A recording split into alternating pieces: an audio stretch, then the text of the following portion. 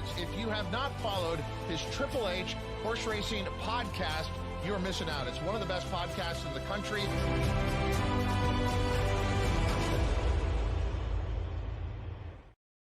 Hello and welcome to episode 42 of Weekend Warriors as we are live here on the First Turn Gazebo at Saratoga Racetrack.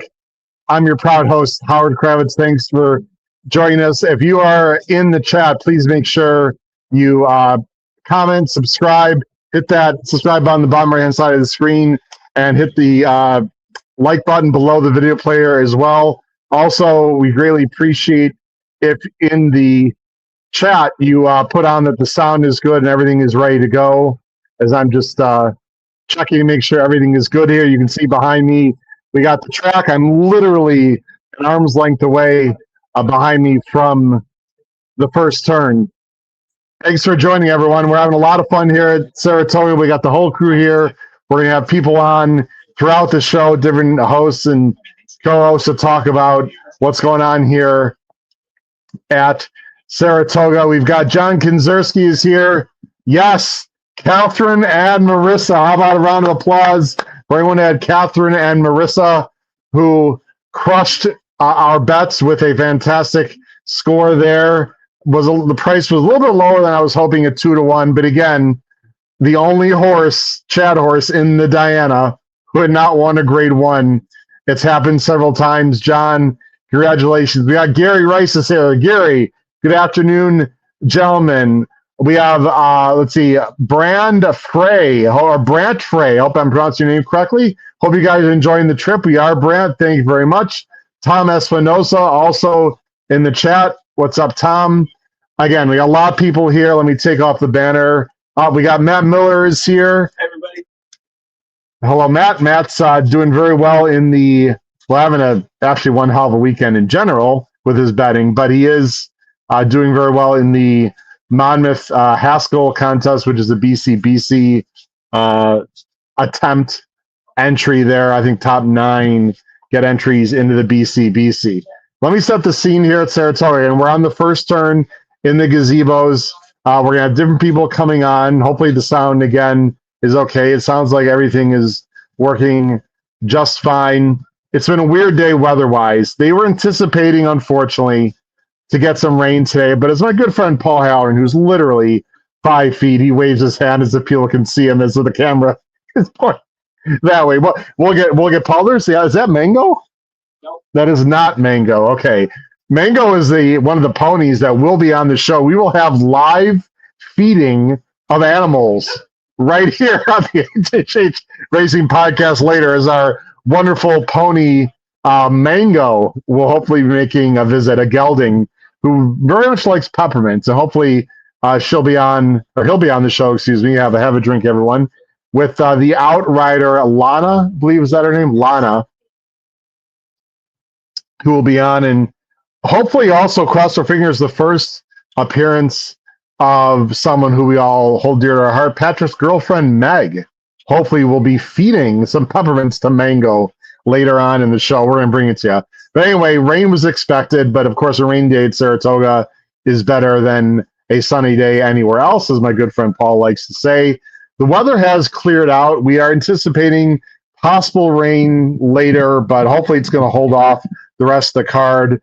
I saw Monmouth just got absolutely poured on there, and I think we're going to go to Monmouth first. I'm looking at another screen. Actually, since Paul is here, it'd be awesome if he can switch the station to, or someone, we'll switch it to so I can watch the race. Actually, Paul, I can watch it on my computer. We might not need you to do that. But Monmouth, I believe, is going to be the first race that we're going to show. Yes, race 8. They had a bit of a monsoon situation, it looks like, and we will show race 8. We can show certain races on Monmouth today. We always can show the races on Monmouth on the show. However, because of the contractual rights through NBC, we cannot show the United Nations or the Haskell. So the United Nations and the Haskell, we only have audio for, but the other races we will show video for. And from what I understand, don't worry about Paul, it's okay, I can watch it on the screen here.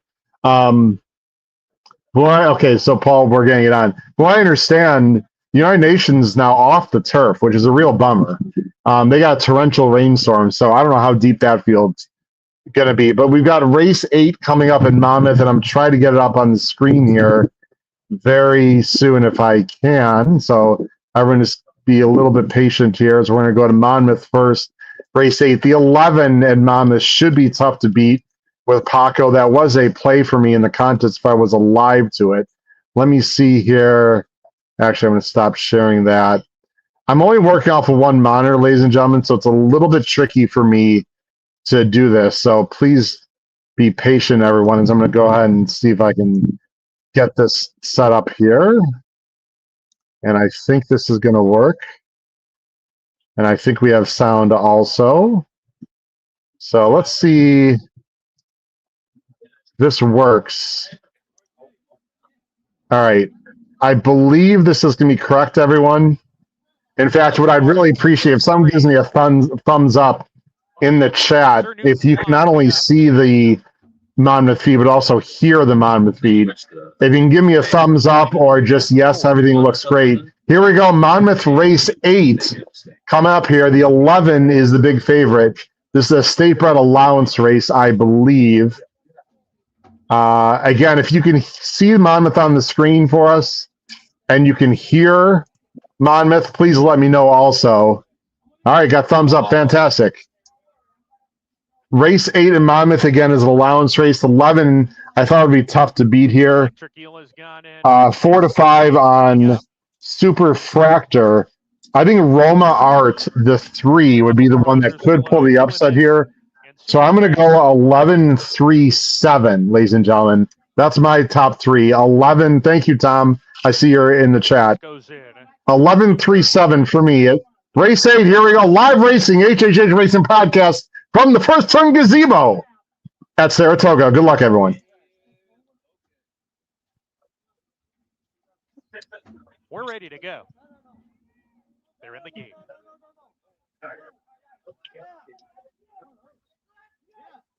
And NYRA, an eventful beginning.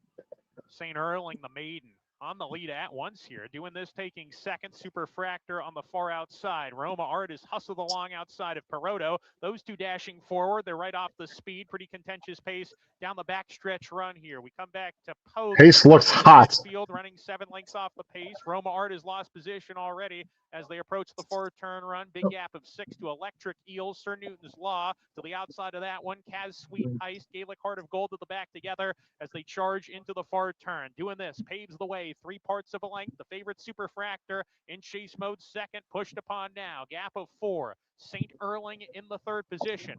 Pogie under pressure. It's 11 might be in trouble here, ladies and gentlemen. To the top of the lane, Royal Performance alongside of him as they wheel for the judge. Doing this off the turn, a clear lead. He's got a 2-length edge. Now here comes St. Erling on the outside let loose. St. Erling from 3rd to 1st with a furlong to go, and he's kicking away from the competition is the maiden. It's St. Erling, clear by 2 under Chantal Sutherland. St. Erling drawing away for a 4-length victory in the wet going.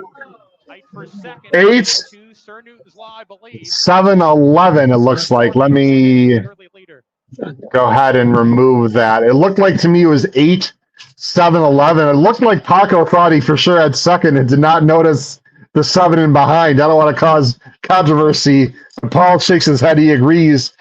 Don't mess with Sir Newton's Law. Sir Newton just blew by Paco there for second at a big price. Looks like it's 8-7-11 to me. Let me double check. Yeah, definitely. 8-7-11. The big favorite, Super Fractor, lost. And that's the second loss for Paco at pretty low prices today. And just to bring up. Kyle said they posted a mistake. The United Nations is still. Okay, well, actually, I just got information from my good friend Paul through Kyle Roscoe, and good to know because now I need to change my ticket, actually, for the pick 4. They originally posted on the screen that the United Nations was off the turf. That was a mistake by someone in graphics, just a minor mistake. The big turf race they have all year, they subbed us off. So apparently United Nations is still on the turf. That's race 11. I apologize to everyone, but frankly, not my fault. So apparently race 11 is still on the turf at Monmouth. So that means I'm going to have to change my ticket later on, unless I still want a single just a touch, which I don't think I want to do on that ticket. So, but the race, I believe, race 9 at Monmouth is off, which is the Wolf Hill. I believe that is correct. Yeah, so the Wolf Hill, the turf sprint is off. The United Nations is on. All right, look, we got horses in the background. There we go. And actually, I got a little, is this the race I have intel on? No. All right. Let's see here. Let me show the PPs for Saratoga. The 7 is a late scratch, apparently, at Saratoga as well. So let me get a lot of things going on here, people. So hold on one second here. Let me, this is the beautiful thing about live podcasting here. Race 7. The 7 is out. That's elevated. Ooh. I actually liked elevated quite a bit in this race. Let me go ahead and turn some sound off here. Hold on one second. And let me do that. Okay. Race 7 at Saratoga. Let me see if I can bring that up right now. Hold on one second, everyone, because I have to switch some things around. Okay, so we should be able to get race 7 on the screen here momentarily. Share this tab instead. Again, I'm only working with one monitor, ladies and gentlemen, which makes things a little bit tricky for me. Here's race 7. Again, here's the PPs that I think are probably too small on the screen. Yeah, let me see if I can change that on the screen, ladies and gentlemen. There we go. Okay, race 7. This is some talented 2-year-olds. Effusive is 9-5, as everyone now can see on the PPs for Cox and Franco. Energy flows. Mel went home. Have hope. Cruising, I was going to use 6 and 7. Go and feel free at home to make that wonderful 6-7. Where's Jackson and Noah? Yeah, they're over there. Okay, anyway. I like the 6 and the 7. The 7 is out. I'm going to go with the number 6. Dale Romans, cruising again. Dale Romans is not normally a guy you think first time out, but he's done it before. This horse is working extremely well. This is a charlatan filly out of the Factor mare, Rose Gray, with Carmouche. This feels like a very fast filly as a dead send. I think cruising again is very interesting in this spot. Effusive is an into mischief. This is a Monomoy girl baby. I believe this is the second. Let me check this. I believe this is the second Sib. Yes, this is Monomoy girl's second child, Effusive. This horse is bred to be very good, but is this horse bred to go further than 6? I say yes. So I'm sure Effusive is going to be a very nice horse, the 1 for Spendthrift and Mr. Franco, but I have some reservations about the rail and going 6. I actually prefer the breeding and the possible speed of the 6 in this race. And then Energy Flows ran perfectly fine last time in the maiden. And then Key Colony Beach, the 8, is also taking money for David Fox, an $650,000 OBS April purchase, a horse by Omaha Beach out of the Restored Humor mare. I wasn't overly impressed with her works, but she could be quick. I'm going to go 6-1-2 in this race. I'm very interested to see how this 6 does, considering the money the 6 is taking for Dale Roman's firster. Hello, sign me up. I hope I'm cruising again after this race is over. We shall see. Now, how is the track playing? Let me go ahead and I'm actually on screen. Let me go ahead and go ahead and switch this here. And we will have some people coming on the show soon. Some co-hosts will be coming on the show soon at some point. We shall see. Oh, look, I see in the distance, people can see Patrick's wonderful girlfriend, Meg, is in the building. Mango, attention, Mango. Mango, please report to the first turn. You will have Meg feeding Mango. We can't wait. The whole world is waiting for her. We wanted to do it last year. It couldn't work out. It will happen I believe during race 9 is what I was told by the Outrider. So in about half an hour, 45 minutes. Matt is here. So people that come on that are not logged on, this is different because I'm wearing earbuds. You might not be able to hear Matt as well unless he wanted to log on. I think he has to speak into the earbuds. It's going to be up to you. I don't know. You can talk, Matt, and see. Well, actually, the race is about to go on. So let's just hold off, Matt. You can stay right here if you'd like. We can't show the video, obviously, for Saratoga, but I should be able to play the sound for it. I don't know if I'm going to get that up quickly enough, ladies and gentlemen. Sorry about that. So let me see if I can do that quickly here. See if we can get the sound on for Saratoga. I'm going to try to do that right now. Again, I'm only working off of one screen. It's a lot harder. Let's get Paul to call the race. Here comes the 4. It's the 4. It's the 4. I think we're good, actually. Whoop, hold on. Can everyone hear and see? They're running by the parking lot. Colony Beach That was more like backs off after the first one. almost getting all the way in. Go ahead and give me, if you can hear and see Saratoga in the chat, just please give me a thumbs up or a yes. There she goes. I'd appreciate that. Last one to load will be Business Math. As far as I know, it's fine. Going in. Here we go. Hopefully you can see this and hear it. Sorry, we actually can't show it. I'm going to have to do this. They're off. Hopefully you can hear it. All right, here we go. Can't get a more even start than that. Business Math on the outside. Here's Have Hope coming through and cruising again. Has the quickest early foot enough to take the lead. Key Colony Beach is racing in and among horses. Cruising again does have the lead. Mel Went Home is second to last. Energy Flows, very compact, 5 legs covers them, and cruising again. Zips an opening quarter in 22 and 1. Bounding 3 lengths clear of Key Colony Beach on the inside, and Business Math is just outside of her. Another 2 back to Effusive, who's 4th with 6 to make up. Mel Went Home is next. The 2 trailers, Energy Flows, Have Hope at the back of the field. Oh, here comes Monomoy Bill Philly. With a 3-length lead, they have been 45 and 3. Little bumping there between Key Colony Beach and Effusive, who's starting to pick it up with nice strides in between. They are followed by Energy Flows, and Effusive is up to take the lead. Key Colony Beach in second. Pedigree power displayed at the spa. Effusive wins. We should see the gallop out in behind, ladies and gentlemen. Matt was out of the way there. Here comes the gallop out. Cruising again. Don't you love that sound? I love the sound of hooves. It came 1-8. Was it 186, guys? I believe. Was it 186? 1-8. No, yeah, 1-8. And I don't know. Now there will be no inquiry because let me turn the sound off here. 8 Key. There's going to be no inquiry because the 8 is the one that bothered the 1. The daughter of Monomoy Girl. Ooh, wow! The daughter of Monomoy Girl looked very good.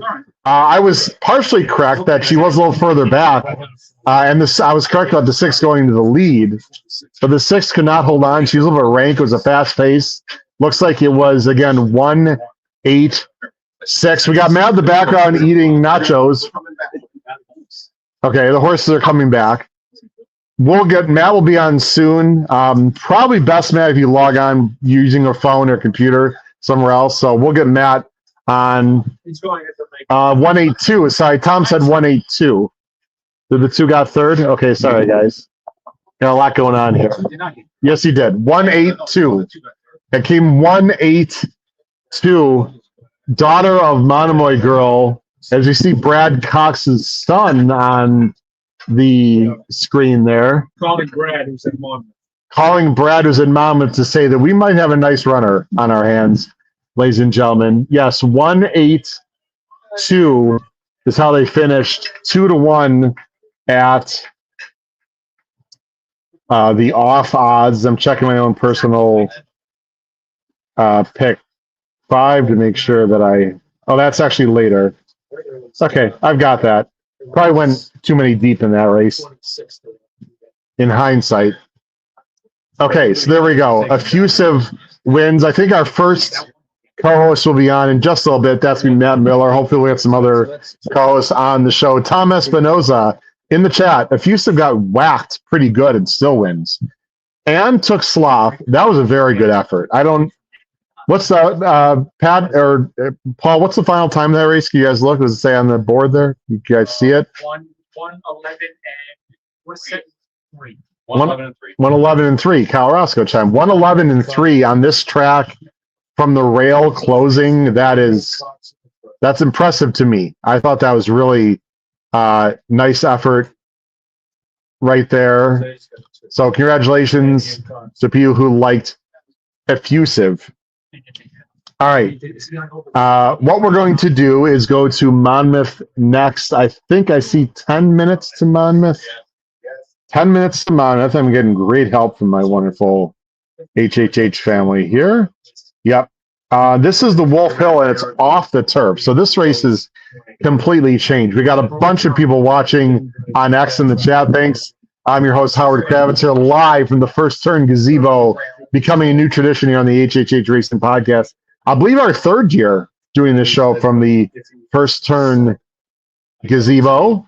There is no inquiry, as there shouldn't be at Saratoga. Although if the 8 had finished in front of the 1, I'm sure there would have been an inquiry. The Wolf Hill. The Wolf Hill is a sprint race at Monmouth. It was scheduled for the turf. I went very spready here. This is also the beginning of a pick 4, I believe. I want to double check that too. Yes, it's the beginning of the pick 4 that ends in the Haskell.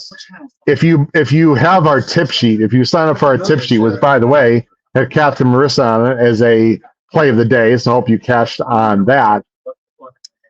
This is the sequence that was tipped out. Hello, Horsey. I'm not sure which one that was. Again, we are literally. I mean, I could reach out. You can see the rail behind me. I mean, we're literally 10 feet away from the rail on the first turn. It's just a great view. Actually, you know what I'm going to do, ladies and gentlemen? Just so you can get a better view, I'll turn, and you can see there is the 1863, and there is the stretch. That is the home stretch right there. So we are literally on the first turn. Paul's waving, but he's still not on the camera. He's just being a goofball today. Okay. So we're literally on the first turn looking down the home stretch. It's really fantastic. Let me go ahead and bring on the Wolf Hill Stakes right now. Give me a second, please. Make sure this is correct. Share this tab instead. That should be right. I know you're online. Yep. Don't bring me on. I'm joining the test stuff. Okay, great. No problem. Yep. All right. Here's the Wolf Hill right now. And let me go ahead. See if I make this a little bit bigger for everyone. Let's go on. There we go. That should work. There we go. I'm just looking, making sure Mango's going to be on later. The horse feeding will be on later. It'll be very exciting. Okay. Let me make this bigger so everyone can see. Whoops, I didn't want to do that. I actually want to do that. And I'm on the bottom of the screen. Okay, that's fine. I guess I'll be on the bottom of the screen there. And there's going to be a lot of some background noise, etc. Whoops, that's not what I wanted. Okay, that should be correct. Yep, that's what I wanted, ladies and gentlemen. Again, things are a little more difficult because I'm on one screen, so I just apologize. Here we go. Super Quest is 1-2. I mean, that seems a bit silly. Again, it obviously matters quite a bit if these horses have run on dirt or not, but I always find these off-the-turf races to be tricky. I never do this. I actually hit the L button. I mean, there's only 4 horses. Probably stupid, to be very honest, but I did it anyway because I don't trust anyone here on dirt necessarily. Let me go ahead and bring up the PPs if I can do that. Hold on one second, everyone, and we'll go through the field. Okay, that should be working fine now. Yep, there we go. All right. Let me go through the field and Matt, we got Matt Miller. Matt, can you hear me? I can hear you. Can you hear me? You can. Let's bring us on screen. We'll go back to the PPs. Matt Miller now watching live here on the show. Matt, Thanks for joining us, my friend. I'll be on for a little while. I'm not sure how long. We'll see. We'll play it by ear, but I told my wonderful family they only need to be on, 15, 20-minute segment. Well, I think Kyle Rask will be coming on a little bit later. I'm sure we'll get Paul on and hopefully Noah and some other people as well. Matt, you've had an unbelievable weekend, first of all, from a betting standpoint so far. Congratulations. I mean, even if you do nothing well the rest of the way, it's still going to be a fantastic weekend. Just talk about first very quickly, our experience so far here this weekend at Saratoga. Oh, man, this place, and I'm going to pull the screen a little closer just to make sure you can hear me okay. Just to give you a different perspective. Oh, hi, Guy. That's where we sit. Howard's back there somewhere. And, this place is just the most special. The purpose is not to come here for a tournament. It's not to come here to see a particular horse. This is really about friendship, and we've built in some comforts for ourselves in terms of the house we rent and the restaurants we go to and the friends we've built. It's a crazy feeling. It's the way I try to operate, but I never expected at a racetrack to recognize employees and for them to recognize us. And there's just good feelings all around. When things get really fun, we make some winning bets, hopefully winning bets, and hand them around to the wait staff, and then we all high five like crazy. It's just a really special place and a really fun time. And yeah, the fact that the betting is going well is nice, but that's not, if I'm being honest, it's not the point of the weekend. It's a nice bonus this time. Yeah, well, Matt, nice things. The house is great. We're having a good time. Again, we'll have other people on. Matt, I don't know if you can see the screen well enough, or yes. I doubt. I don't know if you're playing this. I should ask you. You don't do any particulars, but this is an interesting contest situation because this race now, which is getting later into the big contest to try to get a BCC, which you're in a good position, but you don't talk about necessarily your play, but just strategy in general. I thought it was a tough race if it held together, but now it's off the turf. It's only 4 horses. The one is 3 to 5. I'm showing the PPs on the screen along with both of us here.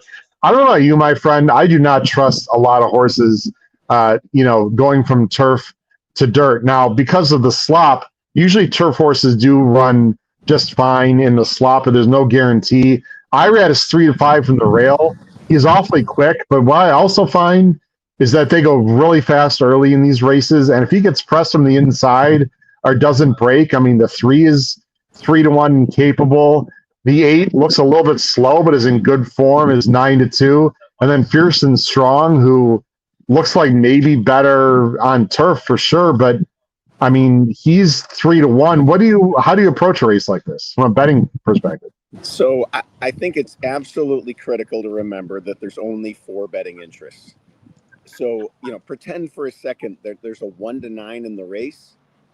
That would make the others 25 to 1, let's say. And if you hit an exacta that has a 25 to 1 in second, usually you expect a great payout. But there's only 3 possible exactas underneath that 1 to 9 shot. And so it's not going to pay great. The bottom line is, in a short field, 3 to 5 is actually not that bad a price for a favorite, in my opinion.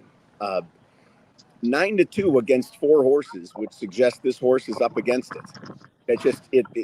It has a far less than average chance of winning if you believe in the odds. And so I don't know. I mean, my friend Scott Coles, NHC champ, has made his NHC career on betting long shots in small fields.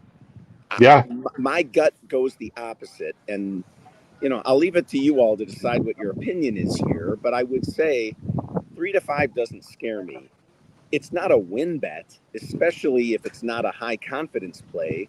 But if you picked one exacta or a couple of doubles going into the race or out of the race, you can absolutely come up, with making this horse into a 6, 7, 8 to 1 shot potentially, depending on how you play it. So I don't think you need to run away from the 1. And again, 3 to 5 in a 4-horse race, I don't think is actually that cheap.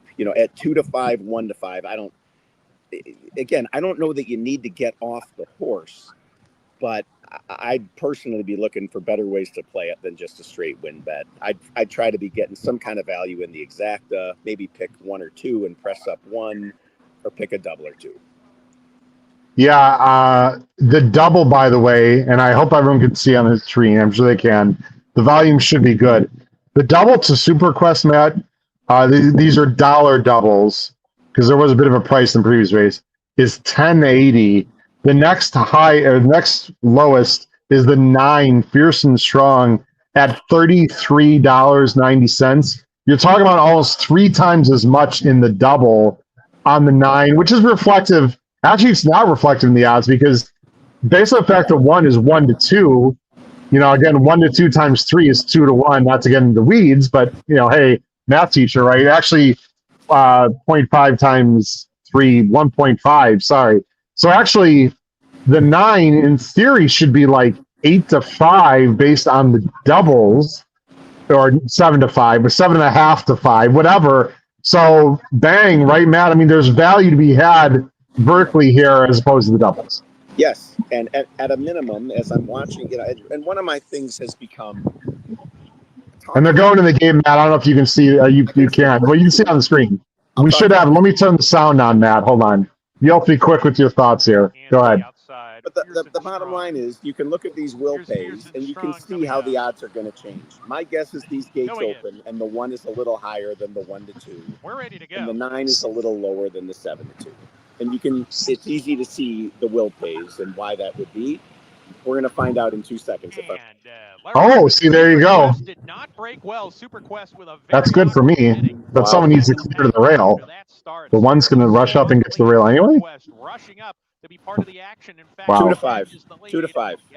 And broke. I mean, I just want to say, I don't know what's going to happen. I don't want to talk over, but whoever's on the 8 should have looked to his left and completely dead center. That was that might cost that 8 the race, and probably will. Just want to say.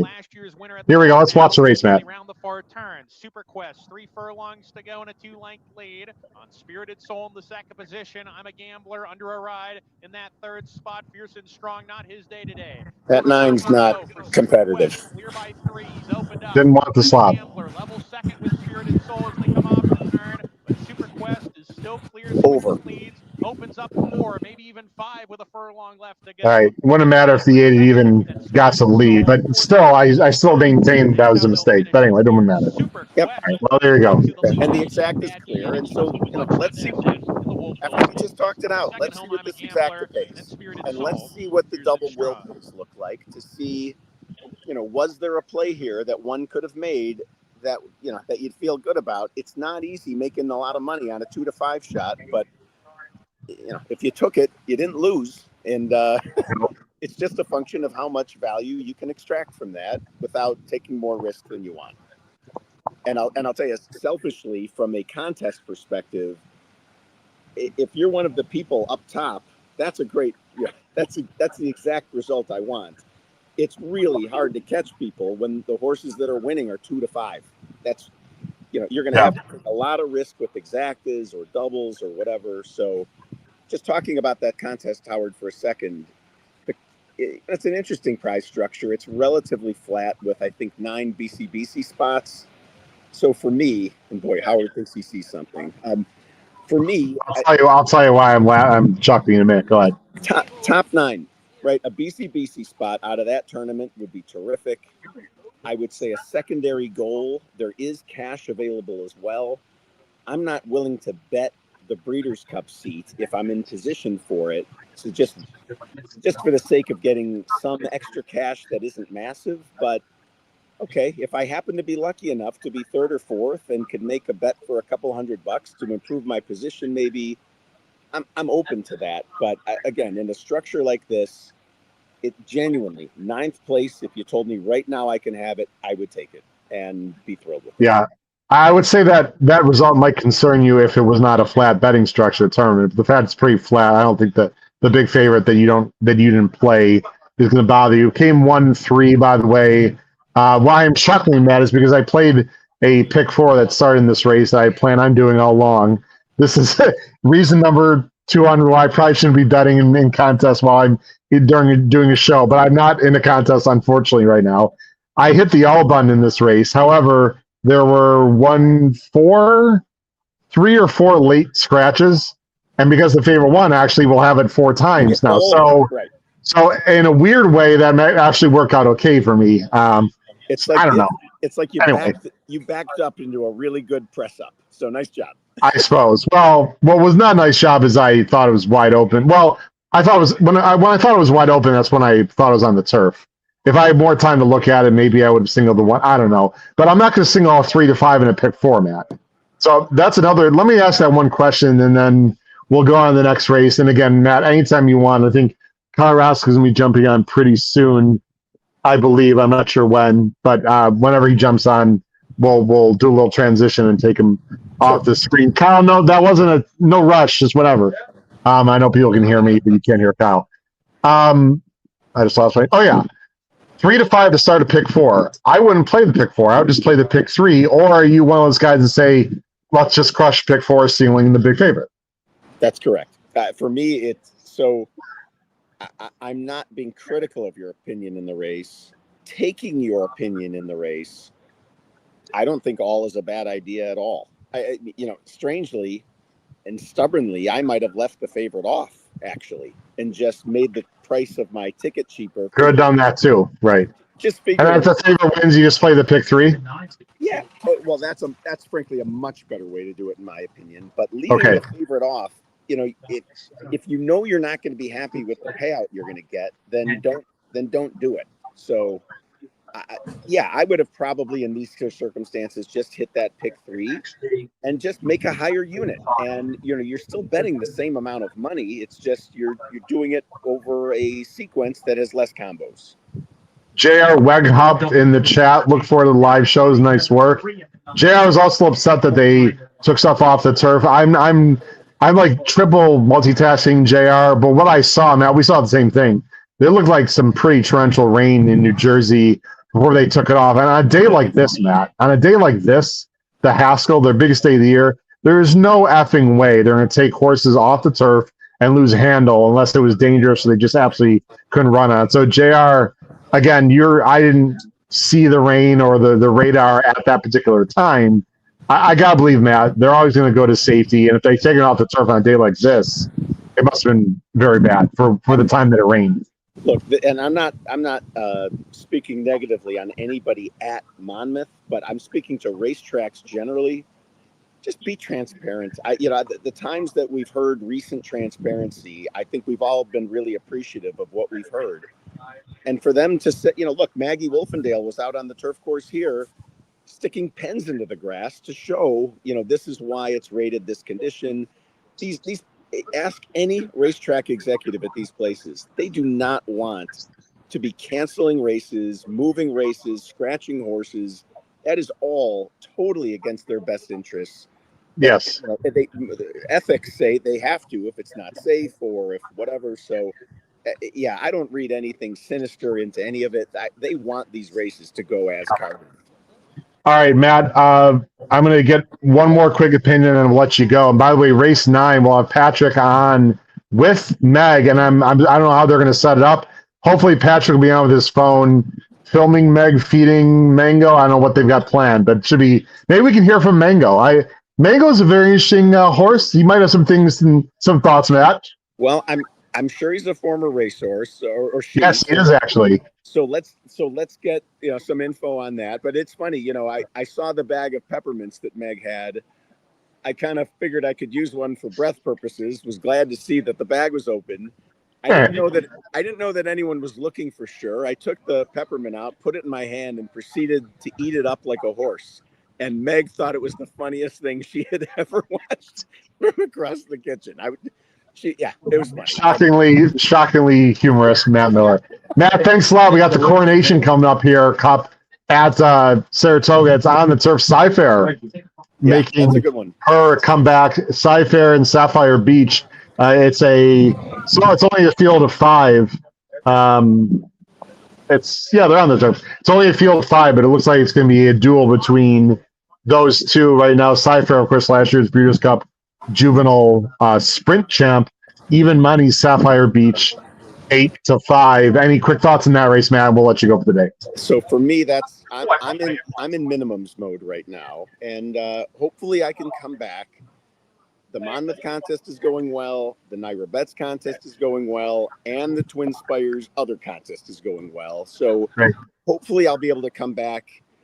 Not that I want to be in trouble in these contests, but if it gets strategically interesting, maybe we'll have some fun stuff to talk about, and you can all watch me win or lose, fall flat on my face. We'll see. All right. Thanks, Matt, for joining us. Really appreciate it, my friend, and we'll talk to you later. All right, later. Thanks. All right, take care. All right, Matt Miller live here from Saratoga. I guess we get other people coming on. Let's go into the race right now, as I'm going to share the screen here. Hopefully it's going to work well. All right, next race coming up right here, which everyone should be able to see pretty well on the screen. Let me go zoom in one more. This is, we got another, hold on a second. Wait a minute here. Hold on, I got to take this off the screen. We got something, I don't know what's going on here. So we got, absolutely. Here we go. We got another horse. I'm not sure who this is. There's Pat. Pepe. This is Pepe. Pepe. What's up, Pepe? With Matt and, look, here we go, ladies and gentlemen. Oh, look at that. Pepe. Here we go. It's Pepe and Meg. Up. Does he want some more there, Meg? I don't know. Okay, that's it. All right, bye, Pepe. All right, we'll I think when Mango comes, we'll try to get him like right directly behind us there. And actually, I might even move the camera there. Anyway, okay. Here we go. Let me go back to this race on the screen. Oops, sorry, everyone. Okay, here we go. Sapphire Beach versus Cypher. Cypher is even money. I'm going to try to beat. I like Sapphire Beach in this spot. Look, it's going to be one of these two most likely. Cypher was awesome last year. We all know that. Ran fine at Keeneland, but lost at very low odds, and then did win the Mamzelle. My concern here with Cypher is I prefer she be outside Sapphire Beach. She's obviously the horse to beat. She can win the race. She's 4-5. But Sapphire Beach is a very good horse, and she's got speed also. She beat at two back in the line zone. She beat Cypher, finishing second. And last time in allowance race, won very easily. Obviously, is an easier race. You would think a softer turf is not a problem. There's a No Nay Never out of a Galileo mare with some of the Irish breeding on the dam side. You would think wouldn't be a problem on softer turf. Cypher has not been on soft turf.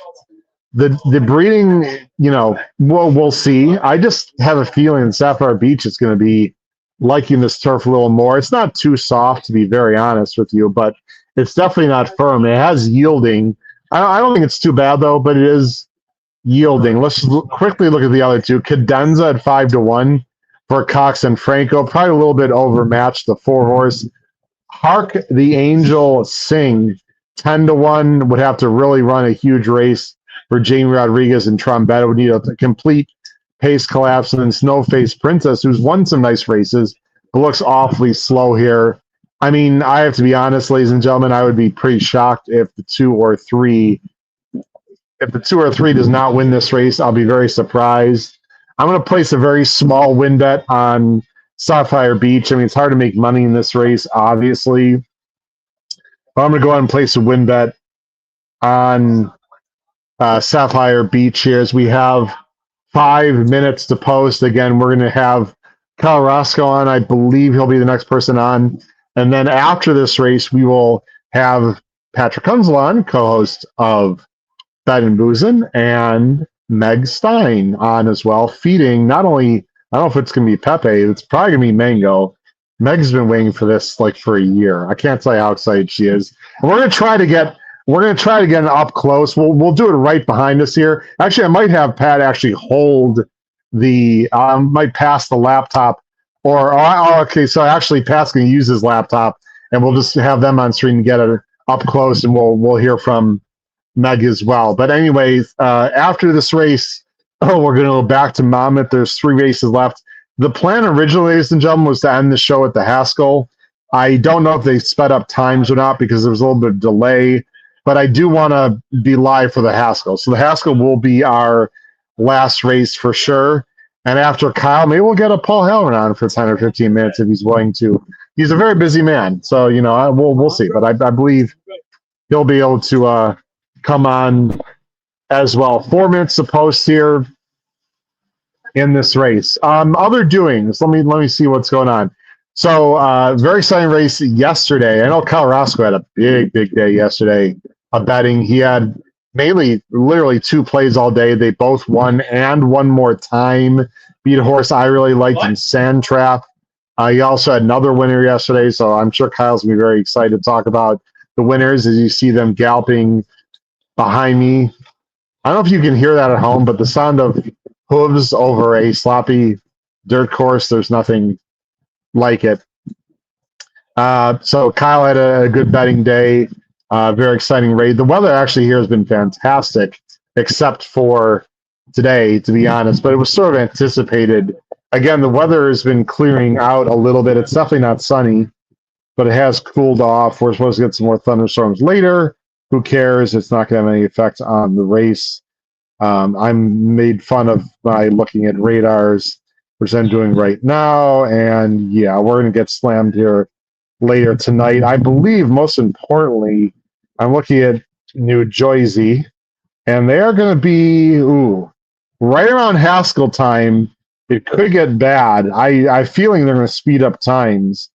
I hope the Haskells run over a decent dirt course. That would be a real shame. There's 3 minutes to post, and Sapphire Beach has drifted up to 2-1, which I like because that means I'll be placing a little win bet on the number 3 Sapphire Beach here as I do that right now. I know we've got a while to the Haskell, but while we have some time, ladies and gentlemen, why don't you put in the chat who you like in the Haskell? It's a very interesting race. We'll get to it later. I have a very strong opinion in the Haskell. Now, my opinion might change a little bit if they get this torrential rain, and it's a sloppy goo. That might change my opinion, but I have a very strong opinion in the Haskell, ladies and gentlemen. If you follow our tip sheet, our Power Picks tip sheet, you know my opinion, but I'm going to save it just a little bit for some drama and effect a little bit later. Again, in the chat, what's your feeling on the Haskell? You don't support who you win necessarily, but just your general thoughts. It's a decent field. There's 2 minutes to post here at Saratoga. How would I bet this race? I don't know. I'm doing a win bet on Sapphire Beach. I don't have anything real creative. I've had a rough 2 days of betting, frankly, yesterday and the day before. Today didn't start out great, but certainly made up for with Catherine Marissa. I played a healthy win bet and had a pick 4 also. So that certainly has not gotten me out for the weekend at all, not even close. But I've got some live bets going forward, and maybe I can pull off a miracle. And I still got tomorrow for 3 or 4 races. So we'll see what happens there. I'm just seeing what else here. Let me go ahead and bring up. I know we have time. We'll talk about the Haskell field. Let me see if I can bring up the Haskell anyway. And I'll give you some quick thoughts because we do have a little bit of time. Let me see here if I can get that up on screen. Okay, there we go. I know I'm not full screen with it. We'll just go there. So there's the Haskell field, which I think you can see pretty well. I'll just say it out front. I was gonna save it for a quote unquote rainy day here, but I'm against Further Ado today. Further Ado, I talked about on the tip sheet is like Fierceness 2.0. When Fierceness and Further Ado, when they get nice comfy trips, they are very good and very fast. I don't think Further Ado is going to get a comfy trip today. I think he's facing good horses. The slop would complicate things, and Further Ado is going to be. What is Further Ado going to be in the chat, ladies and gentlemen? 8-5 on Further Ado in the Haskell. I'm going to try to beat him. I do not like him today, especially at the price. Now, interesting enough, on the show with Noah and Paul, Paul loves Further Ado and like a lone A. I don't know if you can hear that because he's not. We're different here because I'm using my headphones. I'm not sure if people hear the booing from Paul. We shall see. I want to be sure he's got stuff going on in the background here as they go on the track. But anyway, let's be Paul versus Howard. I'm anti further ado. Paul's all about further ado. Actually, it'd be great if we get Paul on maybe for the end of the show for the Haskell. Yeah, that'd be great so we can duel it out together. Let me go ahead and bring on the race here, ladies and gentlemen, if I can get to it. Again, I cannot show this race because it's Saratoga, but I can play the sound for it. So give me a second, everyone, to set this up. Look at Frank Miramati here. Hopefully, let's share this tab. And all right, how about that? Frank Miramati with the call. Will be Sci-Fair. Will be Sapphire Beach. Sci-Fair down to 1-2. Woof. Sapphire Beach 2-1. Unless they completely go crazy and knock heads, one of these two should win. I'm going Sapphire Beach a little bit upset. Princess. Good luck, everyone, in the Coronation Cup live HHH Racing Podcast from Saratoga. Again, I got to go with the sound only. Good luck, everyone. All set.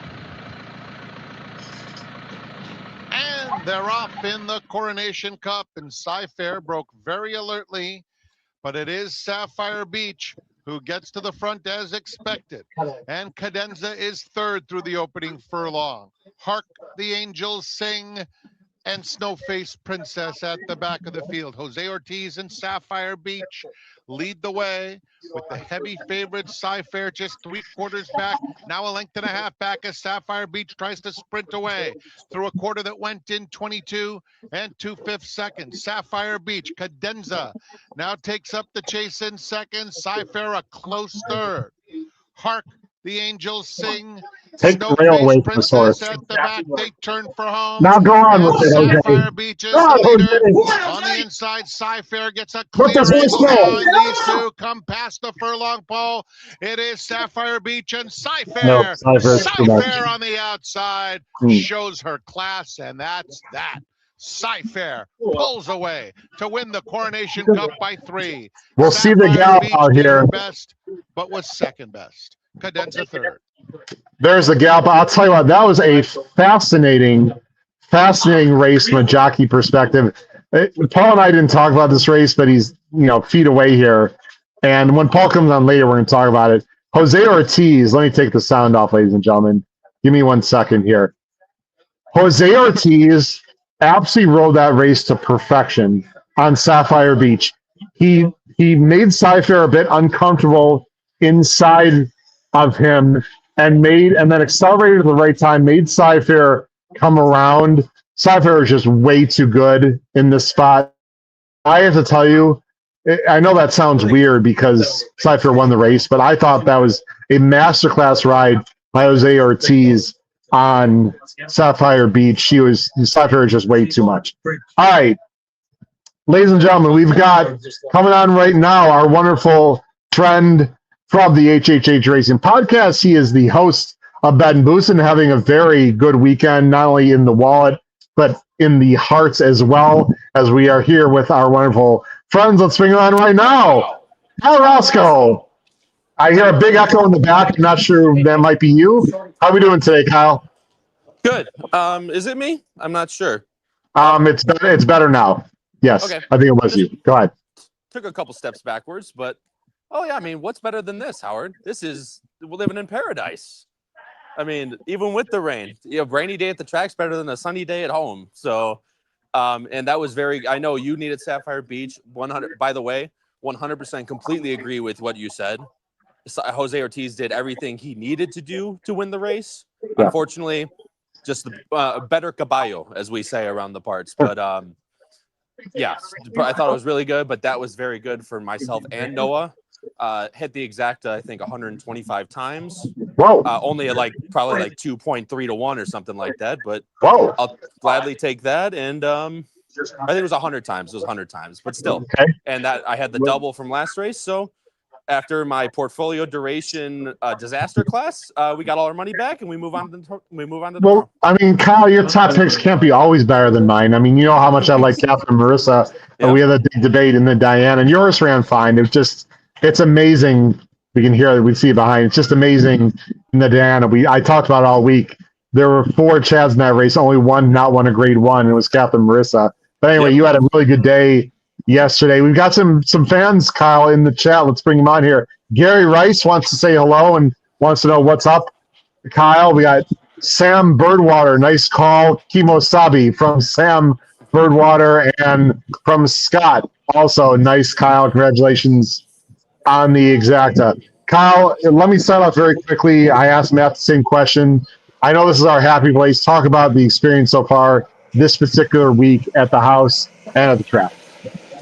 Look, at the end of the day, it doesn't matter whether you're in the the best track in the world. It doesn't matter if you're just sitting in somewhere by a beach where you can spend a full week or half a week with your best friends in some regard, sitting there doing what you all love. It doesn't matter if it's golf, horse racing, croquet. It does not matter at all.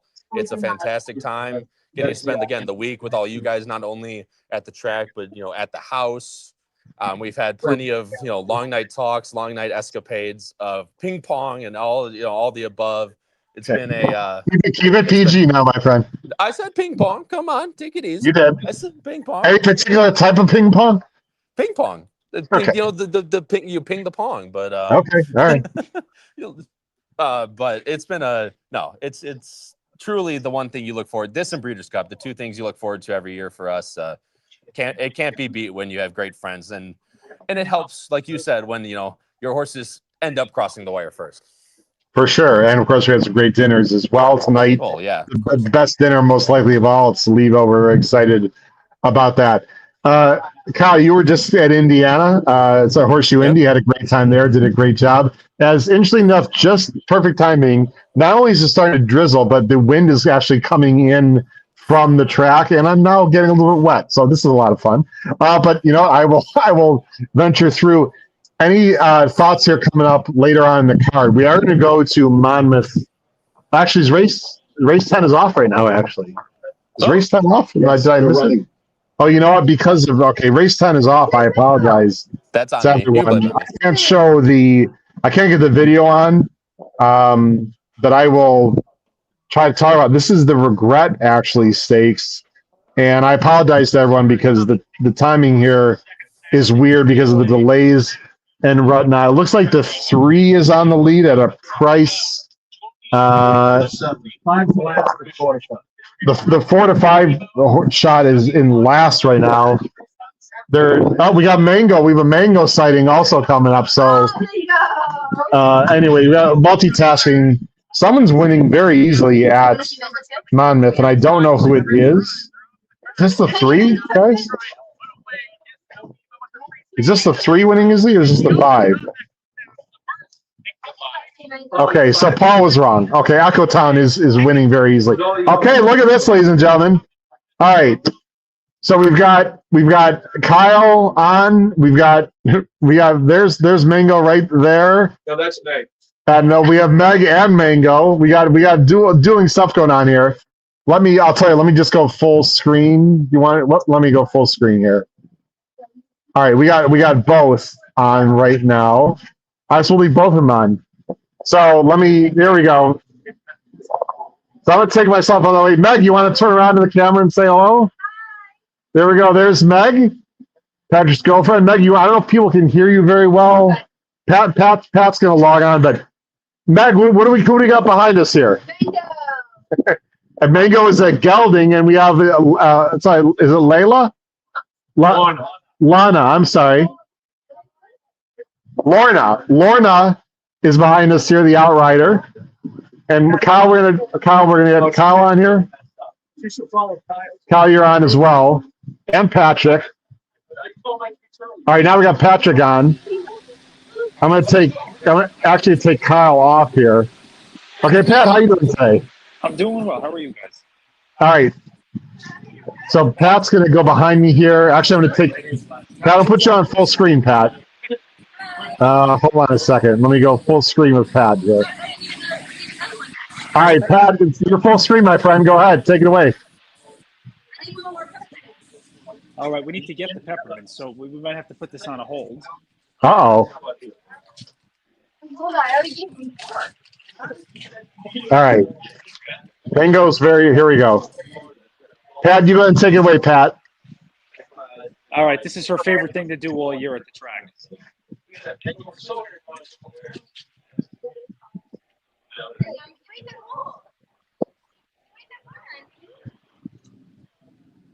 You have the horse whisperer here. Was that when I saw you again? Because I remember I saw you after that. What's the other track you went? All right, that was great. Glad we got to do that. Matt, can we leave it Meg on for a sec? I want to talk back for 2 seconds. Hold on. I had turned my mic on. So, Meg, talk about your experience at the races this summer. You don't go to the track too often, and you certainly don't get to feed horses too often. How do you feel about this group and Mango and the whole experience overall? This group's amazing. Mango's my favorite member of the group, and That includes Beth. and the Saratoga's amazing. If you guys haven't been here, it's great downtown, great food, but also a great racetrack. And great what? Great people. But not as good as the horses. No, For Meg. horses are always the best. They can't be mad at you. All right, thanks, guys. Really appreciate it. Great job. We'll go ahead and we'll let Pat stay on here. Pat, do you want to stay on beyond the mango feeding or no? I'd like to stay on for this race. Oh, for this race, great. Oh, for this race, okay, good. We're gonna keep. Great job, thanks, Meg. Let me go dual screen here. There we go. Thanks for bringing on Meg, Patrick. Thanks to Meg. That was a lot of fun. A lot of positive comments in the chat. Let me see in the chat. We need Meg on full time. Go, Meg. I'm just making this up. Let's see. Okay, anyway. No, people love Meg. Anyway, let's see here. I didn't throw Paul under the bus. Paul made a mistake on the call. The 5 won that race, guys. Echo Lane won by a pole. Okay. Echo Lane won by a pole. Kyle, I'm going to you back on. We got all 3. All right, great. It's Kyle, I might as well just take myself off screen and just have a quasi Ben and Boozin show right now, my friend. But we've got this is you know, I don't want to go on a tangent here, but it feels like these races are running on top of each other, which considering isn't NYRA Bet sponsoring the Haskell? Like why are Monmouth and Saratoga running practically on top of each other? I don't know. Anyway, Sci-Fair $3.06. The exact was $2.45, Kyle. And as you like to say many times, if I gave you a 5-2 shot, yes. I gave you a 5-2 shot, you would say, what's wrong with that? No, not 5-2. No, 3-2. Sorry, 3-2. Because you double it, you would get $5. So if I gave you a 3-2 and said it's like almost an automatic, what would be wrong with that? I mean, if you bet $20 even on it, if you saw $30 on the ground, would you pick it up? I'm more than happy to cash on a 3-2 shot at any point. And I know I probably am in the minority in that. It's really just Matt Miller, myself, and maybe like 2 other people in that regard. But look, I hit 100 times. I know, right? Exactly. I would do it if it's a sure thing. Although I did think Seth Rage could have won that race, but obviously. And what we did was we covered with doubles into this race with the 3 because we didn't have enough money to do it the other way. Okay. We're talking strategy wise, right? Because it was only double. It was 2-1 and 4-1 with 3-2. So we didn't have enough money to do that. So what they ended up doing was we ended up taking the 3, playing in doubles with the 3, who's the favorite at 5-2, and the 10, who we think is a little bit interesting for Brad Cox at 9-1 on the board right now. So, and either one of those, if any one of those bets hit, it would have gotten to the number that we targeted the whole day. So, one way or another, we all get there, and it works out. This next race at Saratoga is quite important for me because I have a relatively strong opinion in this race, and part of my strong opinion is based on personal knowledge, which I'll be happy to share with everyone. Patrick, this is a real nice race. Let me bring it up on the screen. We can all handicap it together. We've got 19 minutes to race 9 at Saratoga. I'm looking across the way Do I see 13 minutes at Monmouth? Are they speeding up things? Let me double check that, guys, because if that's the case, we're going to talk about Monmouth first.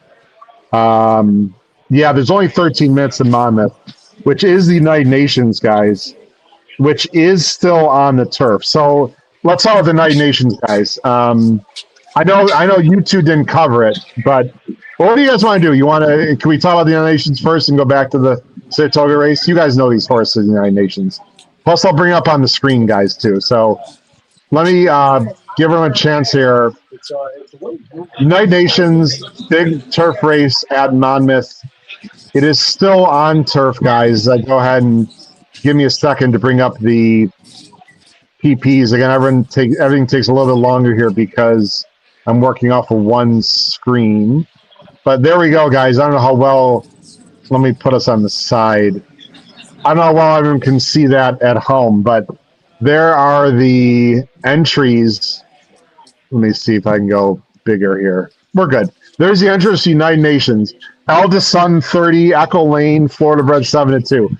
Program Trading 2-1, Thundering 15, Uncle's Gold and Improving Florida Bred for Trombetta 9-2. Just a Touch, a very interesting horse, 2 for 2 on the turf, 8-5. Post Command, a Joyzy bred at 30-1. Let me bring up the PPs, guys, and I'm going to go ahead and go to the next race, and we'll get your thoughts here. Is the turf listed as?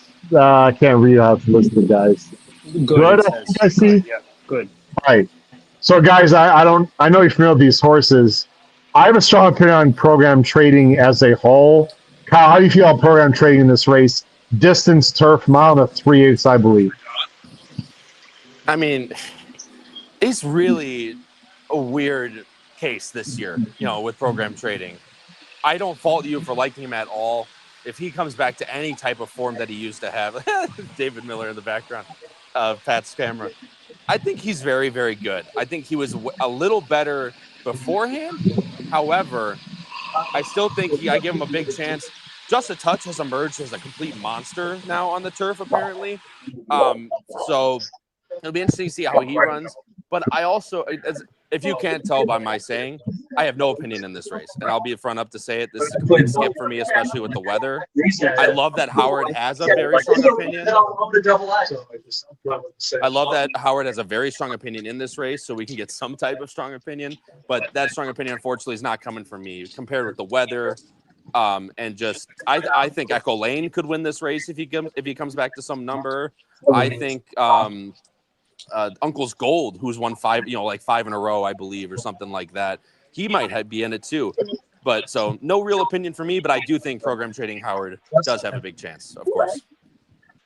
Let's talk about program trading a little bit more. I don't know your opinion, Pat.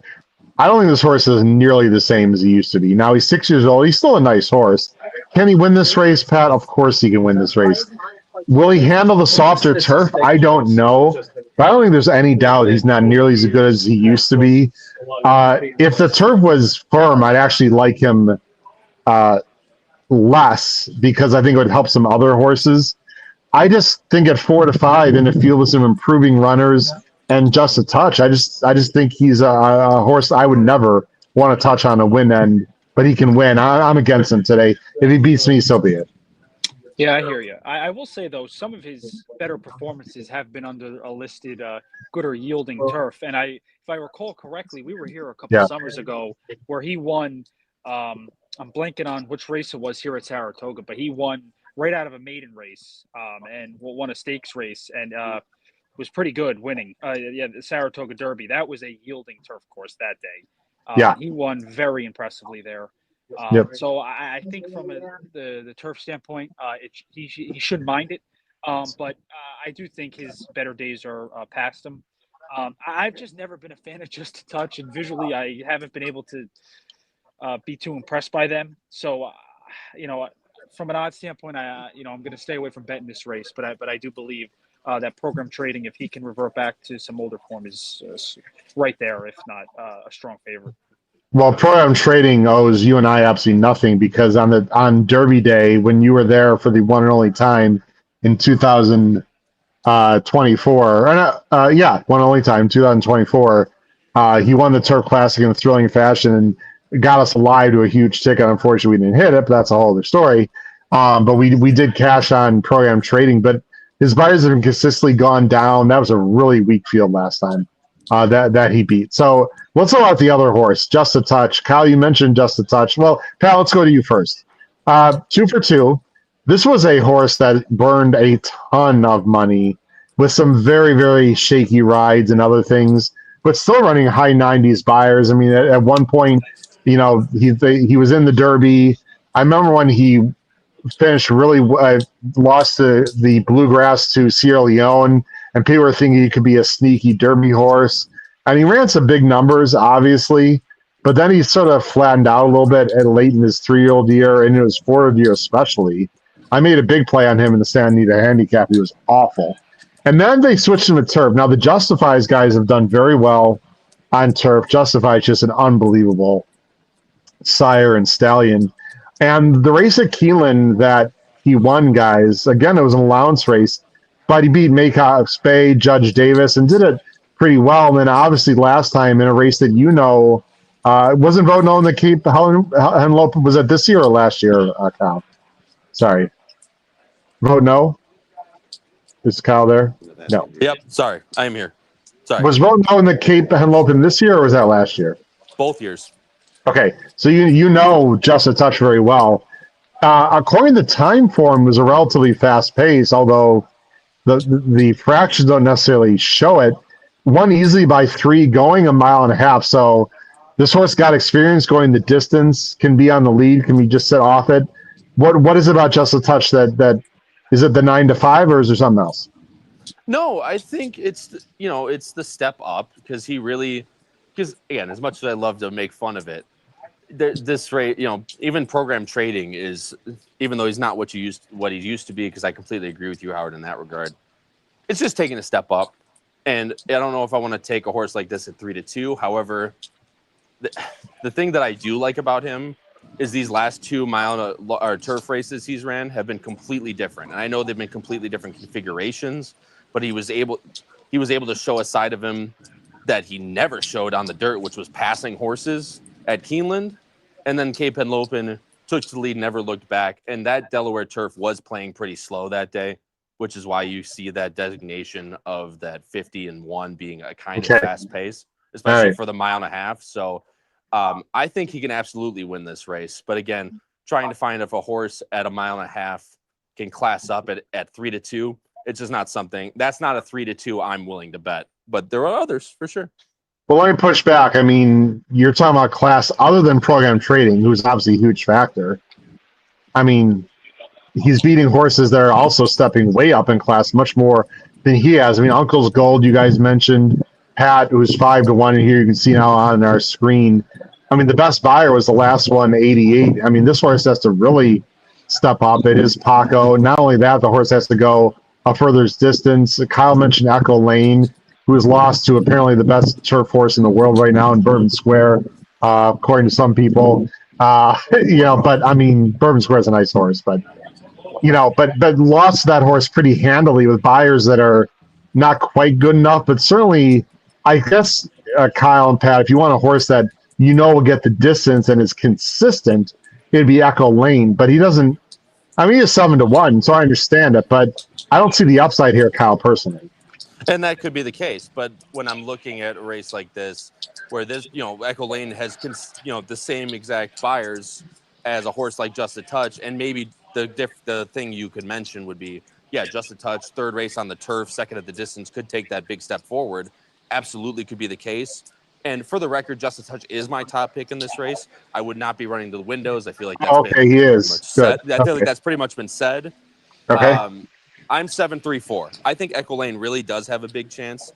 It's just a matter of, I think you're right, Howard. The upside is the true question mark because he's kind of plateaued almost. You can see it on the screen, 94, 93, 94, 91.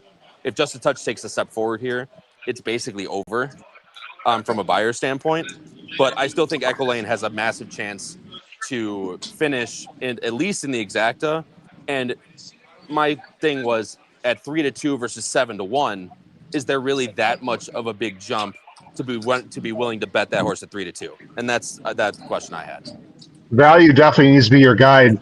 Pat, your thoughts on Echo Lane, and you can give a top. We still have time. It says, I see 3 minutes, I believe. They're just and leaving the paddock area, but I think it's pretty.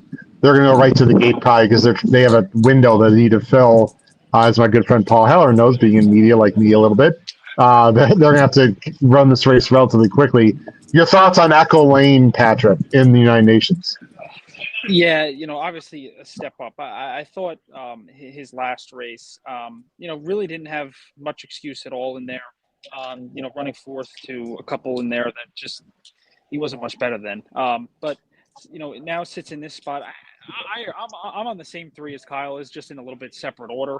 I could see this horse, clunking up for third, but I don't see really it being anybody other than the 4 and the 7 in this spot. But we do know one of our co-hosts, our lovely co-hosts, Mr. Andrew, likes the 6 a lot, but he probably has a little bit of,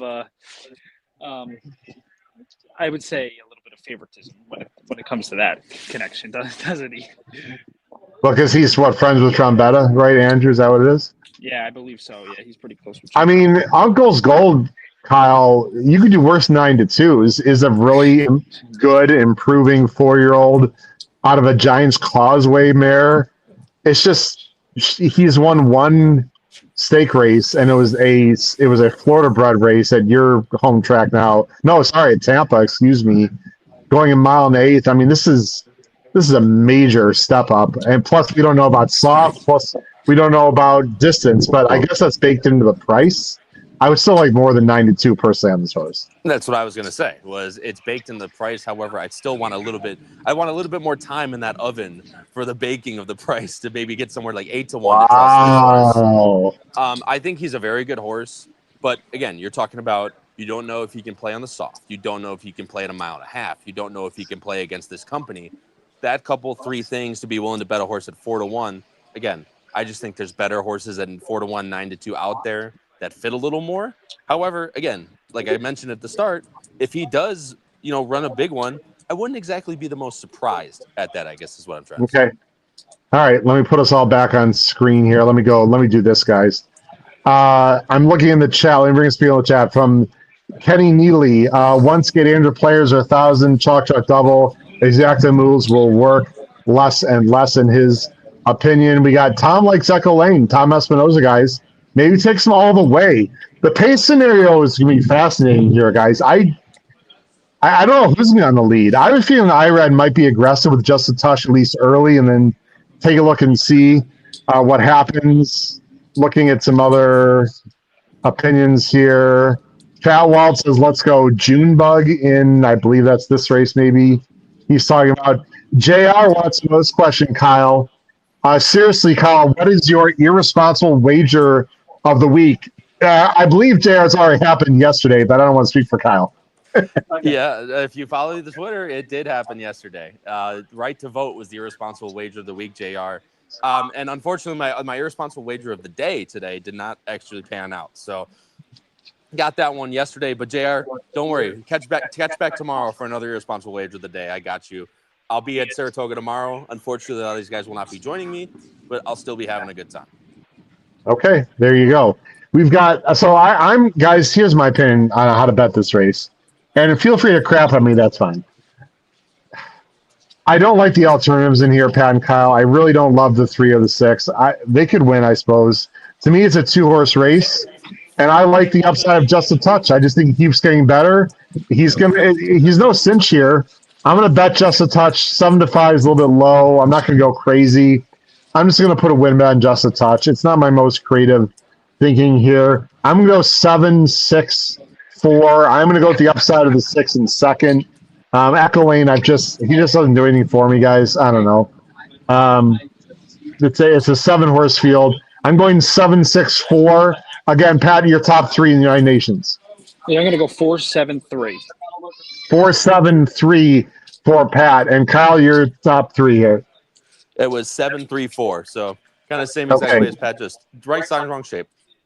All right. Now what I'm going to do, guys, is I'm going to bring up the race. Now the United Nations and the Haskell we cannot show, unfortunately, because of contractual obligations that NBC has with everyone. But we don't leave anyone because we are going to have the sound, which I should be able to get on very shortly here. So you guys hear this? What? You guys hear the sound there? Yes, we do. Okay. Well, yeah, we do. Yes, we're good. Yep. Okay. Turn it up. Yeah, definitely turn that up a little bit. I don't know if I can. I'll try. Hold on. It's as loud as I can make it, guys. It's as loud as I can make it. It looks like. Gold.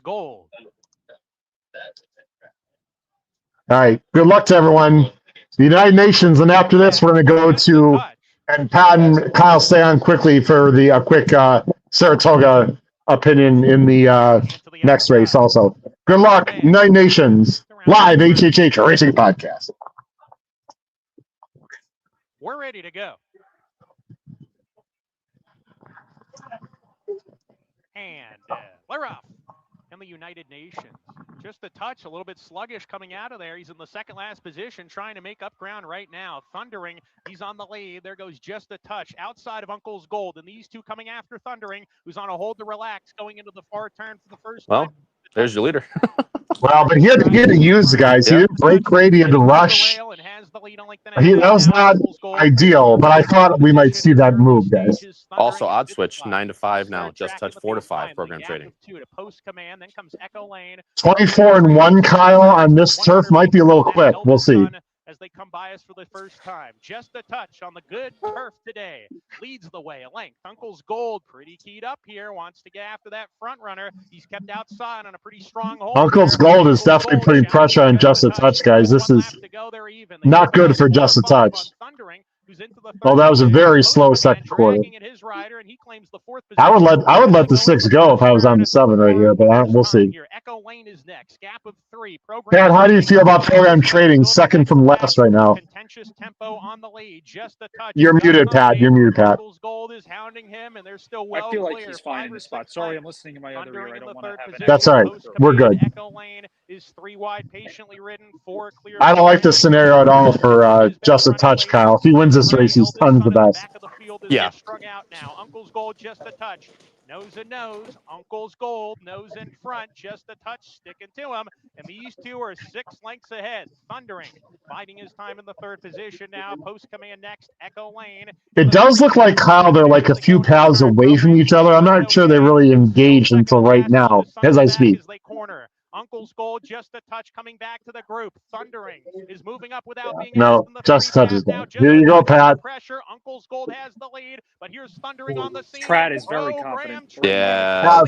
Program trade is 2-5 from here. No, might be a good. It might be a good buy.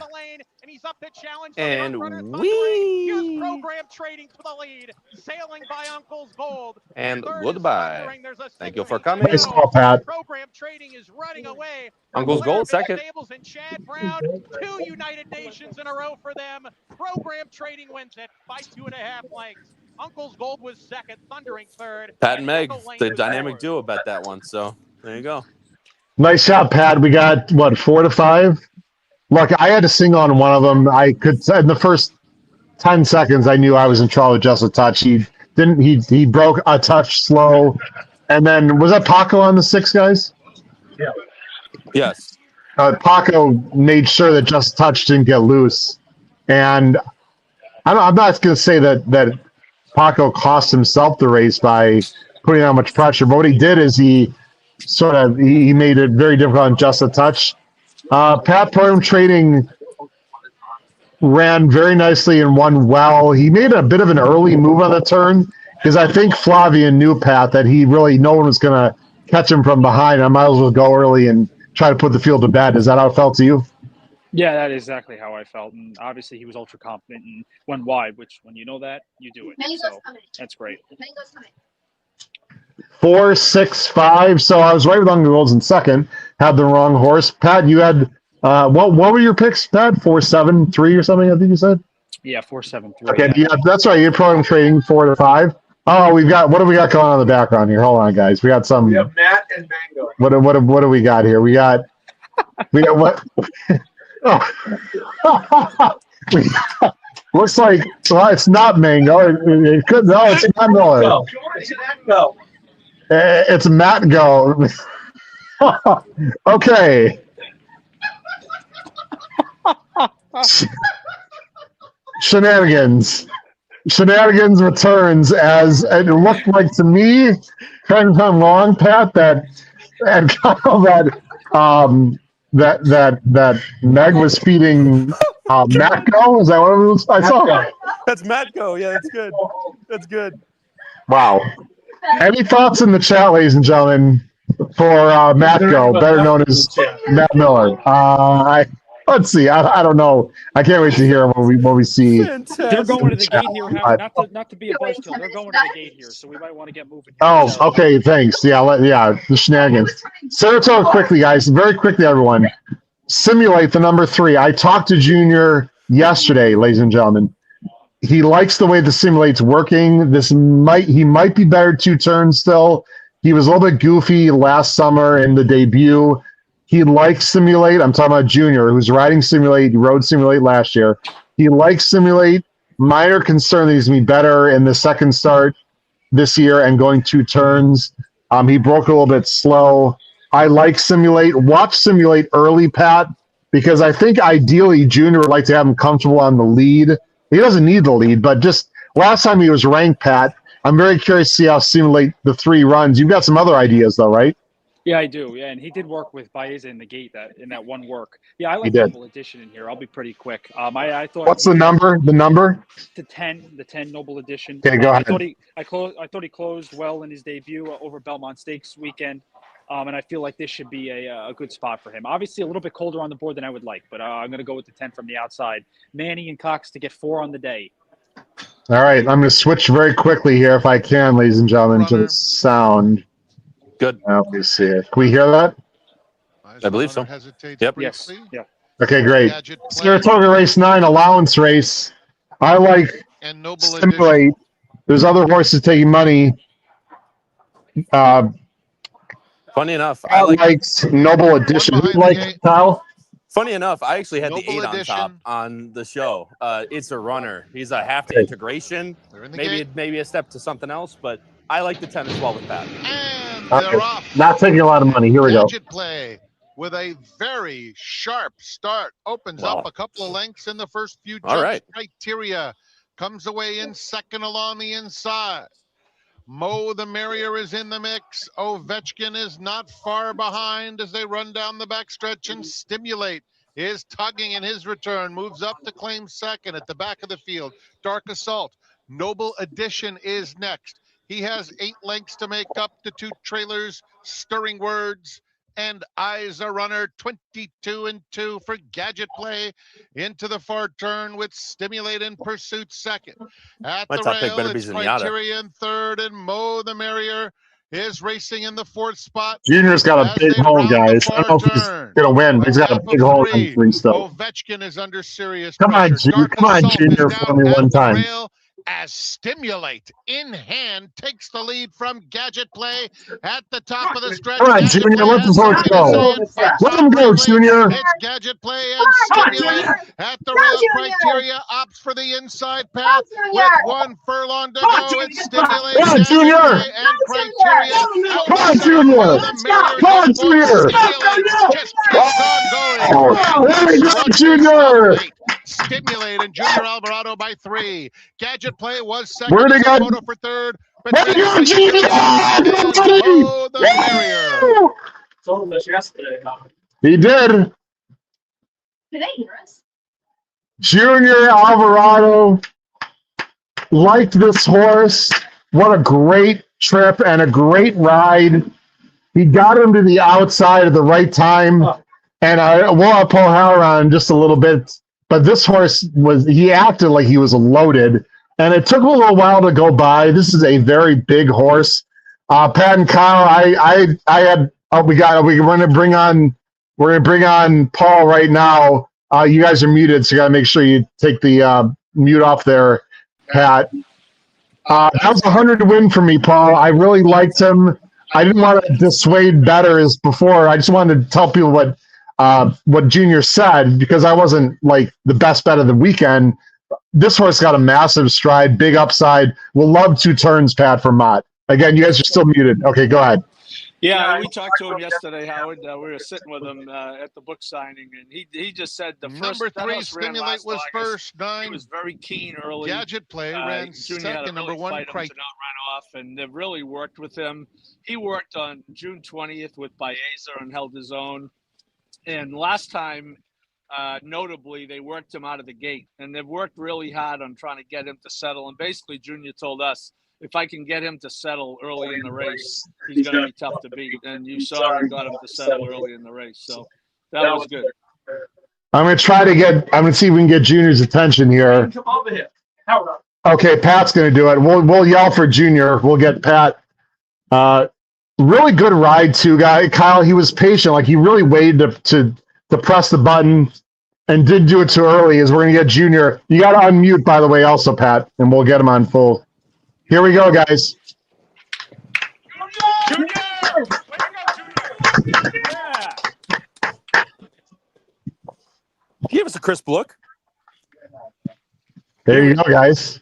He took a double take. He heard Mr. Halloran on this, and he's like, There you go. He 100% heard that accent. Pat, I'm going to look. I mean, it wasn't like eye-opening, crazy win. I have a feeling we're looking at a late developing 3-year-old who might be a stakes horse eventually. It might take him to 4 to be a stake horse or something maybe later, guys. But, really interesting to see. That's why, Pat, I'll take you out. Hold on. Oh, we're good. Okay, we're good. I think we're looking at a future stake horse going 2 turns, guys. That's just my opinion. Oh, yeah, I would agree with that. This horse seems to be one of those getting better as they go, and he should who knows where they point him next. I mean, you could think, I don't want to say it's that grade 1 at the end of the Saratoga feat, but it could be, go 2 turns.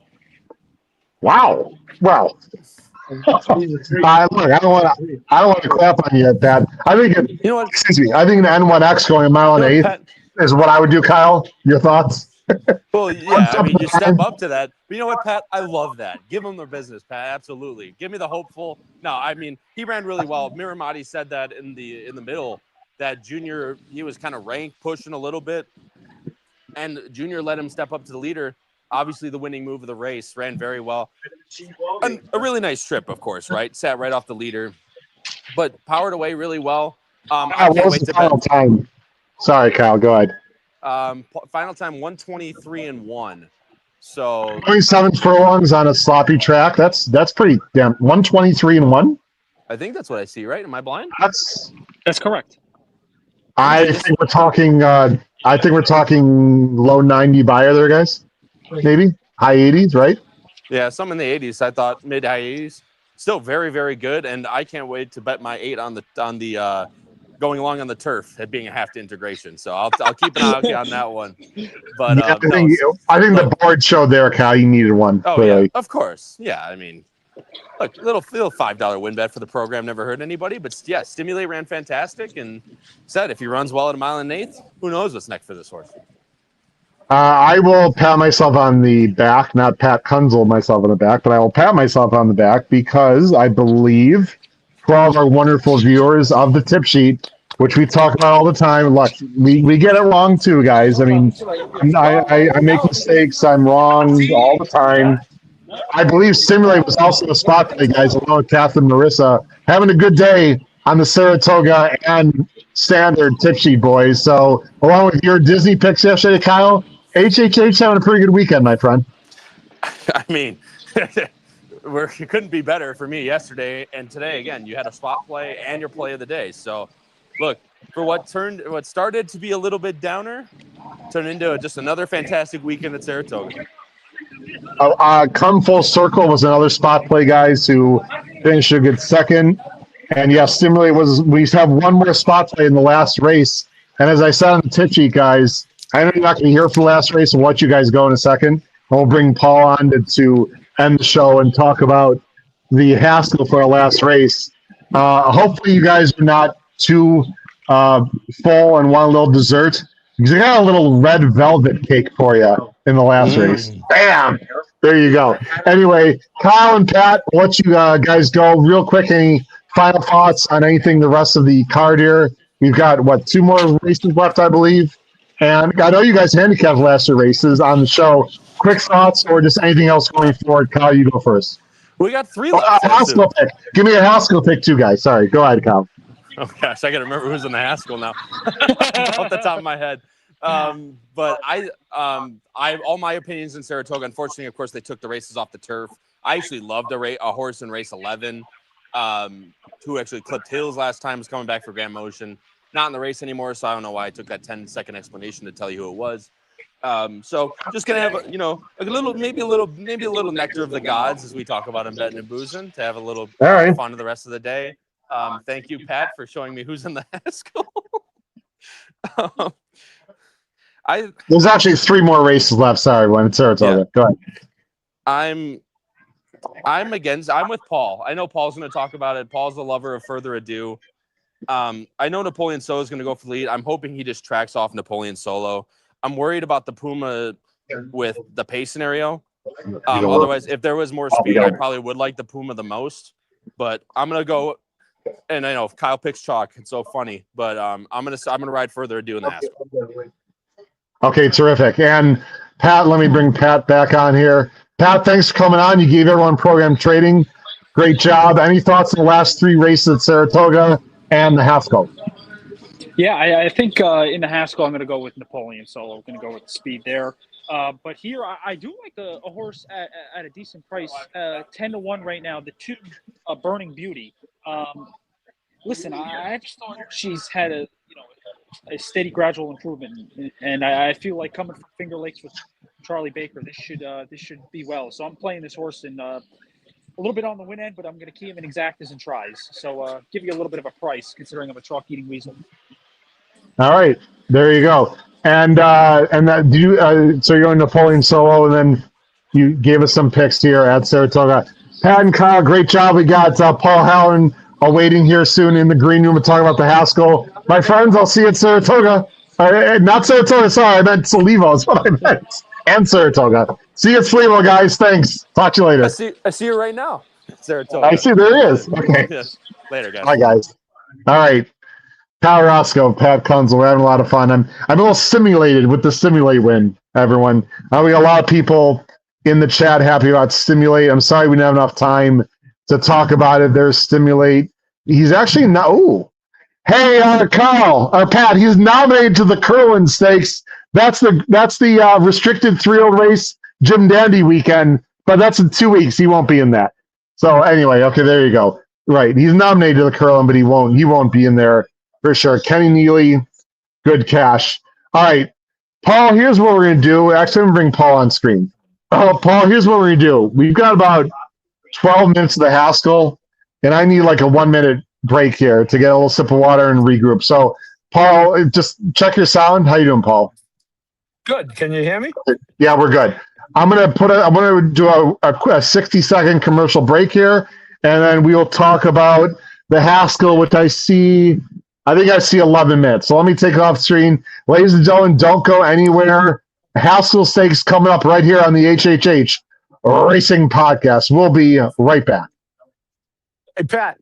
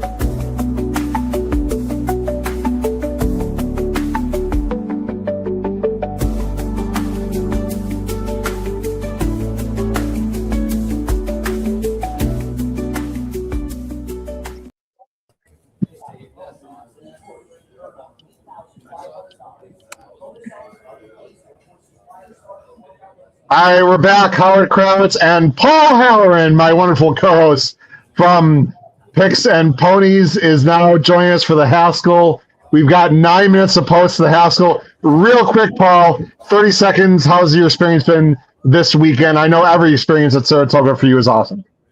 Oh, it's been great. It's really been good. I had a couple of good friends come up yesterday. You guys got to meet them at a rambunctious dinner last night, and they had a wonderful time and had a chance to sign some books yesterday, and going to sign some more tomorrow, and made the best of the weather after that early ugliness has turned out okay. Sure has. I'm trying to bring some Aquabase on the screen here. Hey, Paul, I probably should have asked you. Let me do this real quick. I don't know if it's on X. I know you actually literally talked to Bob Baffert today by phone. If it's not made public, obviously don't say anything. But if you feel like Tim it is, Tim Wilkin broke it. Okay, can you talk about the big breaking news quickly that Bob Baffert had in your conversation today on the phone? Yeah, actually, no. Tim Wilkin broke the story. Okay, from the all right. Thoroughbred Daily News. Tim is great. He was on with Bob just before I was. I was talking to Bob about Arrogate. But, yeah, Nisos is on a plane headed back to California. He will not run in the Whitney. He will run in the Pacific Classic, and the plan is for him to go to the Breeders' Cup Classic after that. Okay, so Nisos not in the Whitney, going Pacific Classic, Breeders' Cup Classic route. Let me take this banner off the screen that says we'll be right back, because we are back. Very quickly also, we have you can listen to us on Apple Podcast, Spotify, and Anchor. Follow us on HHH Racing Pod. We got, if you want these tip sheets, look below the video player, ladies and gentlemen. All these great scores we're having, very cheap, inexpensive. Look below the video player on YouTube in the description. You go to patreon.com to purchase our Power Pick tip sheet. Again, very inexpensive, very profitable. All right, Paul, you talked with Noah Maher, who is busy. He's not coming on, about the Haskell on our show this week. Let me go ahead and bring up a field here, Paul. Actually, I'll go back this way. There's 9 minutes.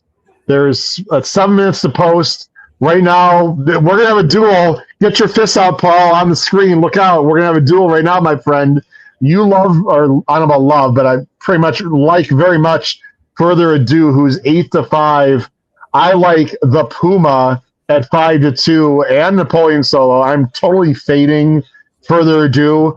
Let me bring up the PPs and you can give your Further Ado opinion in more detail in case people didn't see the show, as I need to go to the PPs. Give me 1 second, my friend. Again, it's the $1 Million Haskell, mile and eighth, one of the best 3-year-old races in the country every single year. It's very important for year-end honors, of course, as well, as I share that tab. Again, working with one screen, ladies and gentlemen. Go ahead. I'm going to bring up Further Ado's PPs. Paul, and you can state your case. Again, he's got who's in the IRAD 8-5. Fire away, Paul.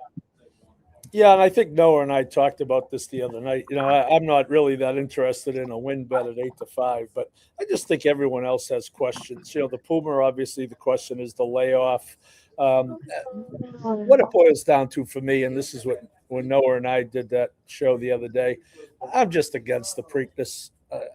You know, Napoleon Solo can stuff me in a locker, as you would say. Again, I just think that was about the weakest Triple Crown Series race you could have.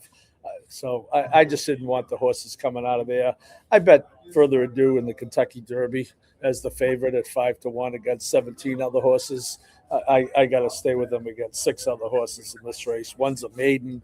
You know, we talked about the Preakness. Iron Honor is the other horse coming out of the Preakness.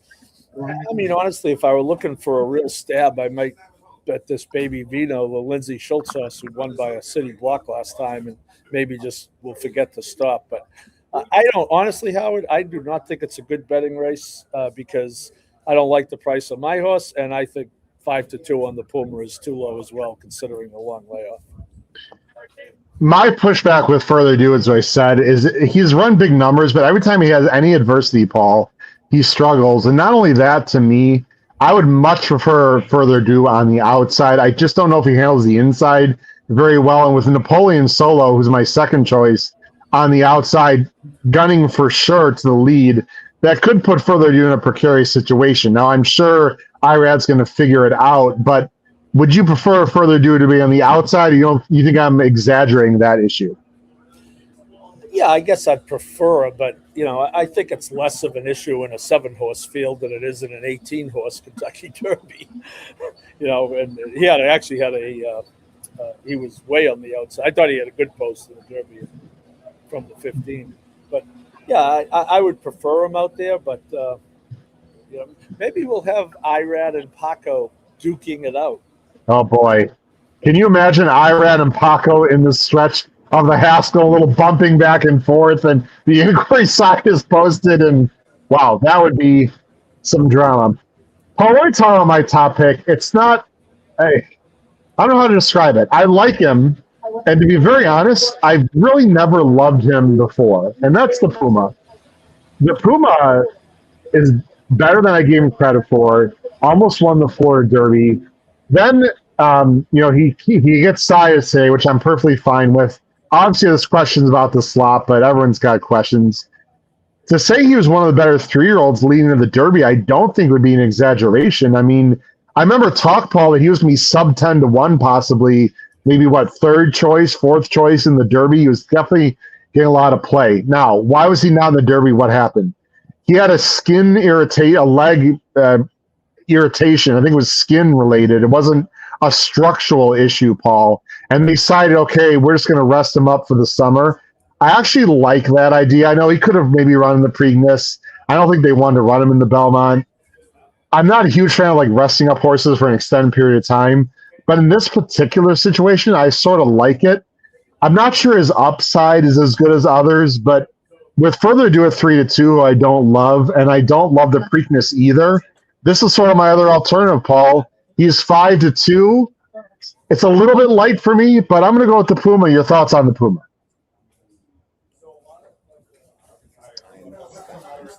Okay, Paul, can you hear me? Sorry. Yeah, I was just talking to Matt Miller. Will you tell Matt Miller to be quiet and stop distracting you, for God's sakes? Well, he's looking for more mints, and I don't have any. Your thoughts on the Puma, Paul, my top choice. Well, this is what I said to Noah on the show this week, Kyle. I will say this. They could have picked an easier spot than $1 million race to come back in. We just coming off the Ohio Derby a few weeks ago. So, I think this is a confident placement. I think their plan would be to go from here to the Travers. So, I like the confidence in what they're doing. Again, he's fine. I don't want him at whatever he is. I'm switching between Monmouth and Saratoga. 5-2. I honestly, I really don't want him at 5-2, and I don't really want Further Ado at 3-2. So there's not much for me to do here. And if you think the Preakness was legit, Napoleon Solo is value at 3-1.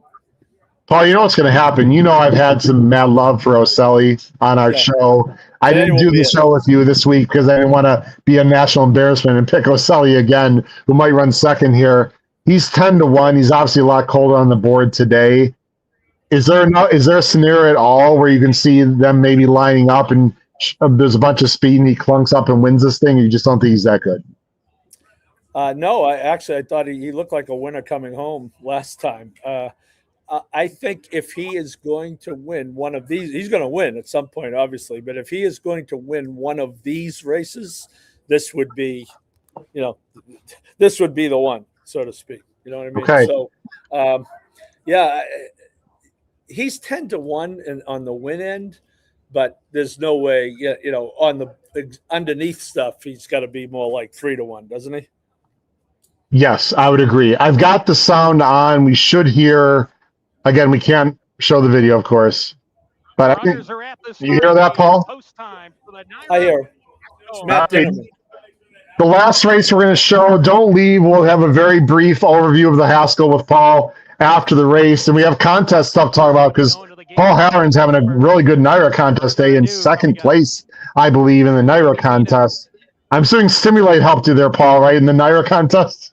I had Stimulate, yes. Awesome. All right, we'll see who stimulates us here in this race. It's the $1 Million Haskell Live HHH Racing Podcast. Will be further ado, Napoleon Solo, Aselli, the Puma, Iron Honor, or someone else. Good luck, everyone, in the Haskell.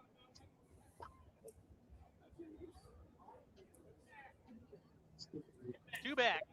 Napoleon Solo. And to the outside post. Oaklawn. Looking for his first career win here in the Jersey Shore's most prestigious race. We're ready to go. And they're off in the NYRA Bets Haskell. The Puma stumbled just a little bit coming out of there. He's going to drop to the back of the field. Further ado has speed, and so does the Preakness winner, Napoleon Solo. And Napoleon Solo is going to go on with it here. Further ado, Irad Ortiz Jr. happy to track right behind the second leg of the Triple Crown winner. It's Napoleon Solo on the lead, and he's cleared off too. He's comfortably clear, well off the rail here into the first turn run. He's on top by 2. Star Sweeper second. Further ado kept outside, and he's level second around the clubhouse turn. Then comes Iron Honor in the 4th position. The local Baby Vino is next. Oaklawn, the richest maiden ever. He's at the back of the pack with the Puma. They'll have to pass them all, make up 6 lengths in 3/4 of a mile onto the back stretch. Napoleon Solo went at a slow pace, 24 seconds flat for a 1 1/8 on the wet surface here. It's not that fast. Napoleon Solo, a length and a tail ahead. Further ado, no excuses. Right behind him, tracking second. Star Sweeper at 75 to 1 alongside. Length and a half back to Baby Vino, making an early move on the rail. Iron Honor patiently ridden 5th, and he's 4 or 5 off the lead going into the turn. Oaklawn, the Puma are next as they go into that turn. Napoleon Solo still well off the rail. He's the leader of length. Baby Vino has made his way into second, and he's coming after Napoleon Solo around the turn. And further ado is moving forward 3 wide. He's lost the position. He's right there. The others really need to get going as they come to the top of the lane. Napoleon Solo trying to seal it out. The local Baby Vino 28 to 1. Moving up on the inside. Napoleon Solo. Baby Vino. Head on the inside. It's Baby Vino. Short lead. Napoleon Solo. Dig it in. Baby Vino neck in front. Napoleon Solo trying to counter punch, but it's Baby Vino coming to the line. Wow. Vargas Jr. and Baby Vino. Wow. Baby Vino continues to improve. He ran his best career race today, and he picked a great day to do it. Napoleon Solo was second, and then a big space back to the minors. Further, I said, you could do worse than that. I wish I had done something with it. Wow. Baby Vino, a horse that was on our tip sheet last time that I liked. I didn't think he had a chance in hell today. I'm not going to lie, Paul. I thought this was way too much to ask. What an incredible ride. Up the inside, made a strong mill move. Napoleon Solo and Paco fought very hard, but just could not withstand the pressure on the inside from Baby Vino. It comes 3, 6, 5. Iron Honor more of a clunk up for third. The Puma, my horse, was just, I don't know why he was way too far back, stumbled a little bit. He made a middle move, ran okay, didn't work out. Further ado, Paul, I liked the ride. He sort of let Napoleon Solo go. You had to like where Further Ado was on the backstretch. The one sort of came inside of him. He just, I don't know if he didn't handle the track. I don't know what it is. He just didn't have it. And it feels to me, in general, that this is a bit of a microcosm of this 3-year-old division right now. Just, I think it's average at best. We had some very talented horses get hurt early in the year. I don't want to be too harsh on, Golden Tempo and whatnot, because he's been fantastic. But truly, there is an inquiry, by the way. I don't know what this is going to be. Maybe it was Baby Vino and Napoleon Solo battling it out, and there's some bumping. I think that's what it's going to be. They're showing the stretch right now, Paul. I think that's what they're going to look at. Are you looking at it right now, Paul? I had switched off. I thought we were done with it. Okay, so they're showing the head-on. It's definitely between the top 2. Baby Vino comes out a little bit, but to me, this is not nearly enough. They were sort of playing little bumper cars. Again, in the chat, what do you think, ladies and gentlemen? They're playing bumper cars throughout the stretch. I actually thought Napoleon Solo might have come in a little bit initially. And then it was a little more Baby Vino towards the end. This is to me a very simple no change. That defines mutual. Paco was hitting the horse with the right hand, and Vargas was hitting the other horse with the left hand. That was 50-50 all the way. This is no change. I would agree with you. This would be, what's fine. We talked about this today with some people. Paul, wouldn't it be amazing if Pockets put up with a DQ? I mean, Baby Vino won by a comfortable 3/4. There should be no change at all. Please put in the chat what you think, ladies and gentlemen. I think there should be no change. Fat Wallet, no way they should take Baby Vino down, Paul, according to Fat Wallet. Baby Vino, was he the second longest price on the board? He's 28-1. Wow. I didn't see this coming. Yeah. Second longest price on the board by far. Well, we'll see what happens here. Stinson is saying inquiry, please. He needs Napoleon Solo. I actually need Napoleon Solo too to stay alive in pick 5, but there's no way it should come down, with all due respect. And by the way, Paul, can we just say this? Can we get this off right now? And I want you to talk, Paul. There's no effing way the Stewarts are saying we're not going to give the Haskell because it's Paco. Can we please just get rid of any conspiracy nonsense that people might bring up right now? People are going to bring it up. It's $1 million race. It's $600,000 to the winner. I mean, that's just so. Whether even to think the other way, there's no way they're going to put Paco up, or there's no way they're going to do this. It's $1 million race. They all have careers to worry about. I just think, we see no change in the chart. Yeah, I mean, I understand in $1 million race them wanting to take a look at it because you said there was a little contact. But when I watched the head-on right after you asked me to look at it, like I said, I thought it was 50-50 all the way. Yeah, now the no change was his opinion, Paul. That's not from Dinnerman, just let you know. Oh, okay. I'm sorry. Yeah, I know you didn't know that, but that was just someone's opinion in the chat. You know what, Paul? I wouldn't have had this horse, but at this time of year, you want improving 3-year-olds. I mean, we just saw Stimulate win, who could be a nice 3-year-old going forward. You want horses that are going forward, and I guess the takeaway in this field is no one was really taking steps forward other than one horse. And I'm sorry your top pick lost, but with all due respect, Further Ado was just awful today. Awful. Oh, yeah, you were 100% right about him. Yeah, he's second level, and he's in a crop with a lot of second levels.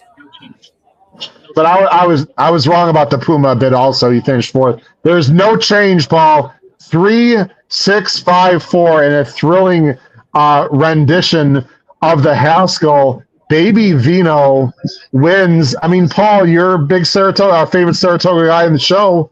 Are we talking Haskell with Baby Vino? I'm sorry, Travers with Baby Vino now? I mean, they're playing with house money, so, Why not, right? Who are you really afraid of in this division, really? Yeah, no, as I say, they're definitely playing with house money and 600,000 more of it than they had 10 minutes ago. Absolutely. Paul, Saratoga is going off, but we're going to wrap up the show. Any final thoughts, Paul, about the last 2 races at Saratoga, or anything you want to? Great job with your book signing, by the way. Yesterday, we had a great crowd over there, and Junior helped a lot. Any quick final thoughts as we wrap up the show, Paul? No, it's just, it's having come for the Belmont a month ago and the second time here, it seems like it should be late in the meet, but it's very early in the meet. So I'm happy about that, and I'll be back in 2 weeks. And I will be back in 2 weeks also, Paul. We're not going to do a live show from here, but maybe I'll chime in anyway from maybe the Gazebo or somewhere else. For Paul Howard, this has been your host, Howard Kravitz, episode 42 of Weekend Warriors live in the First Turn Gazebo at Saratoga. Thank you very much, everyone, for watching. Crush your bets the rest of the weekend. Take care. Have a great night. Bye-bye.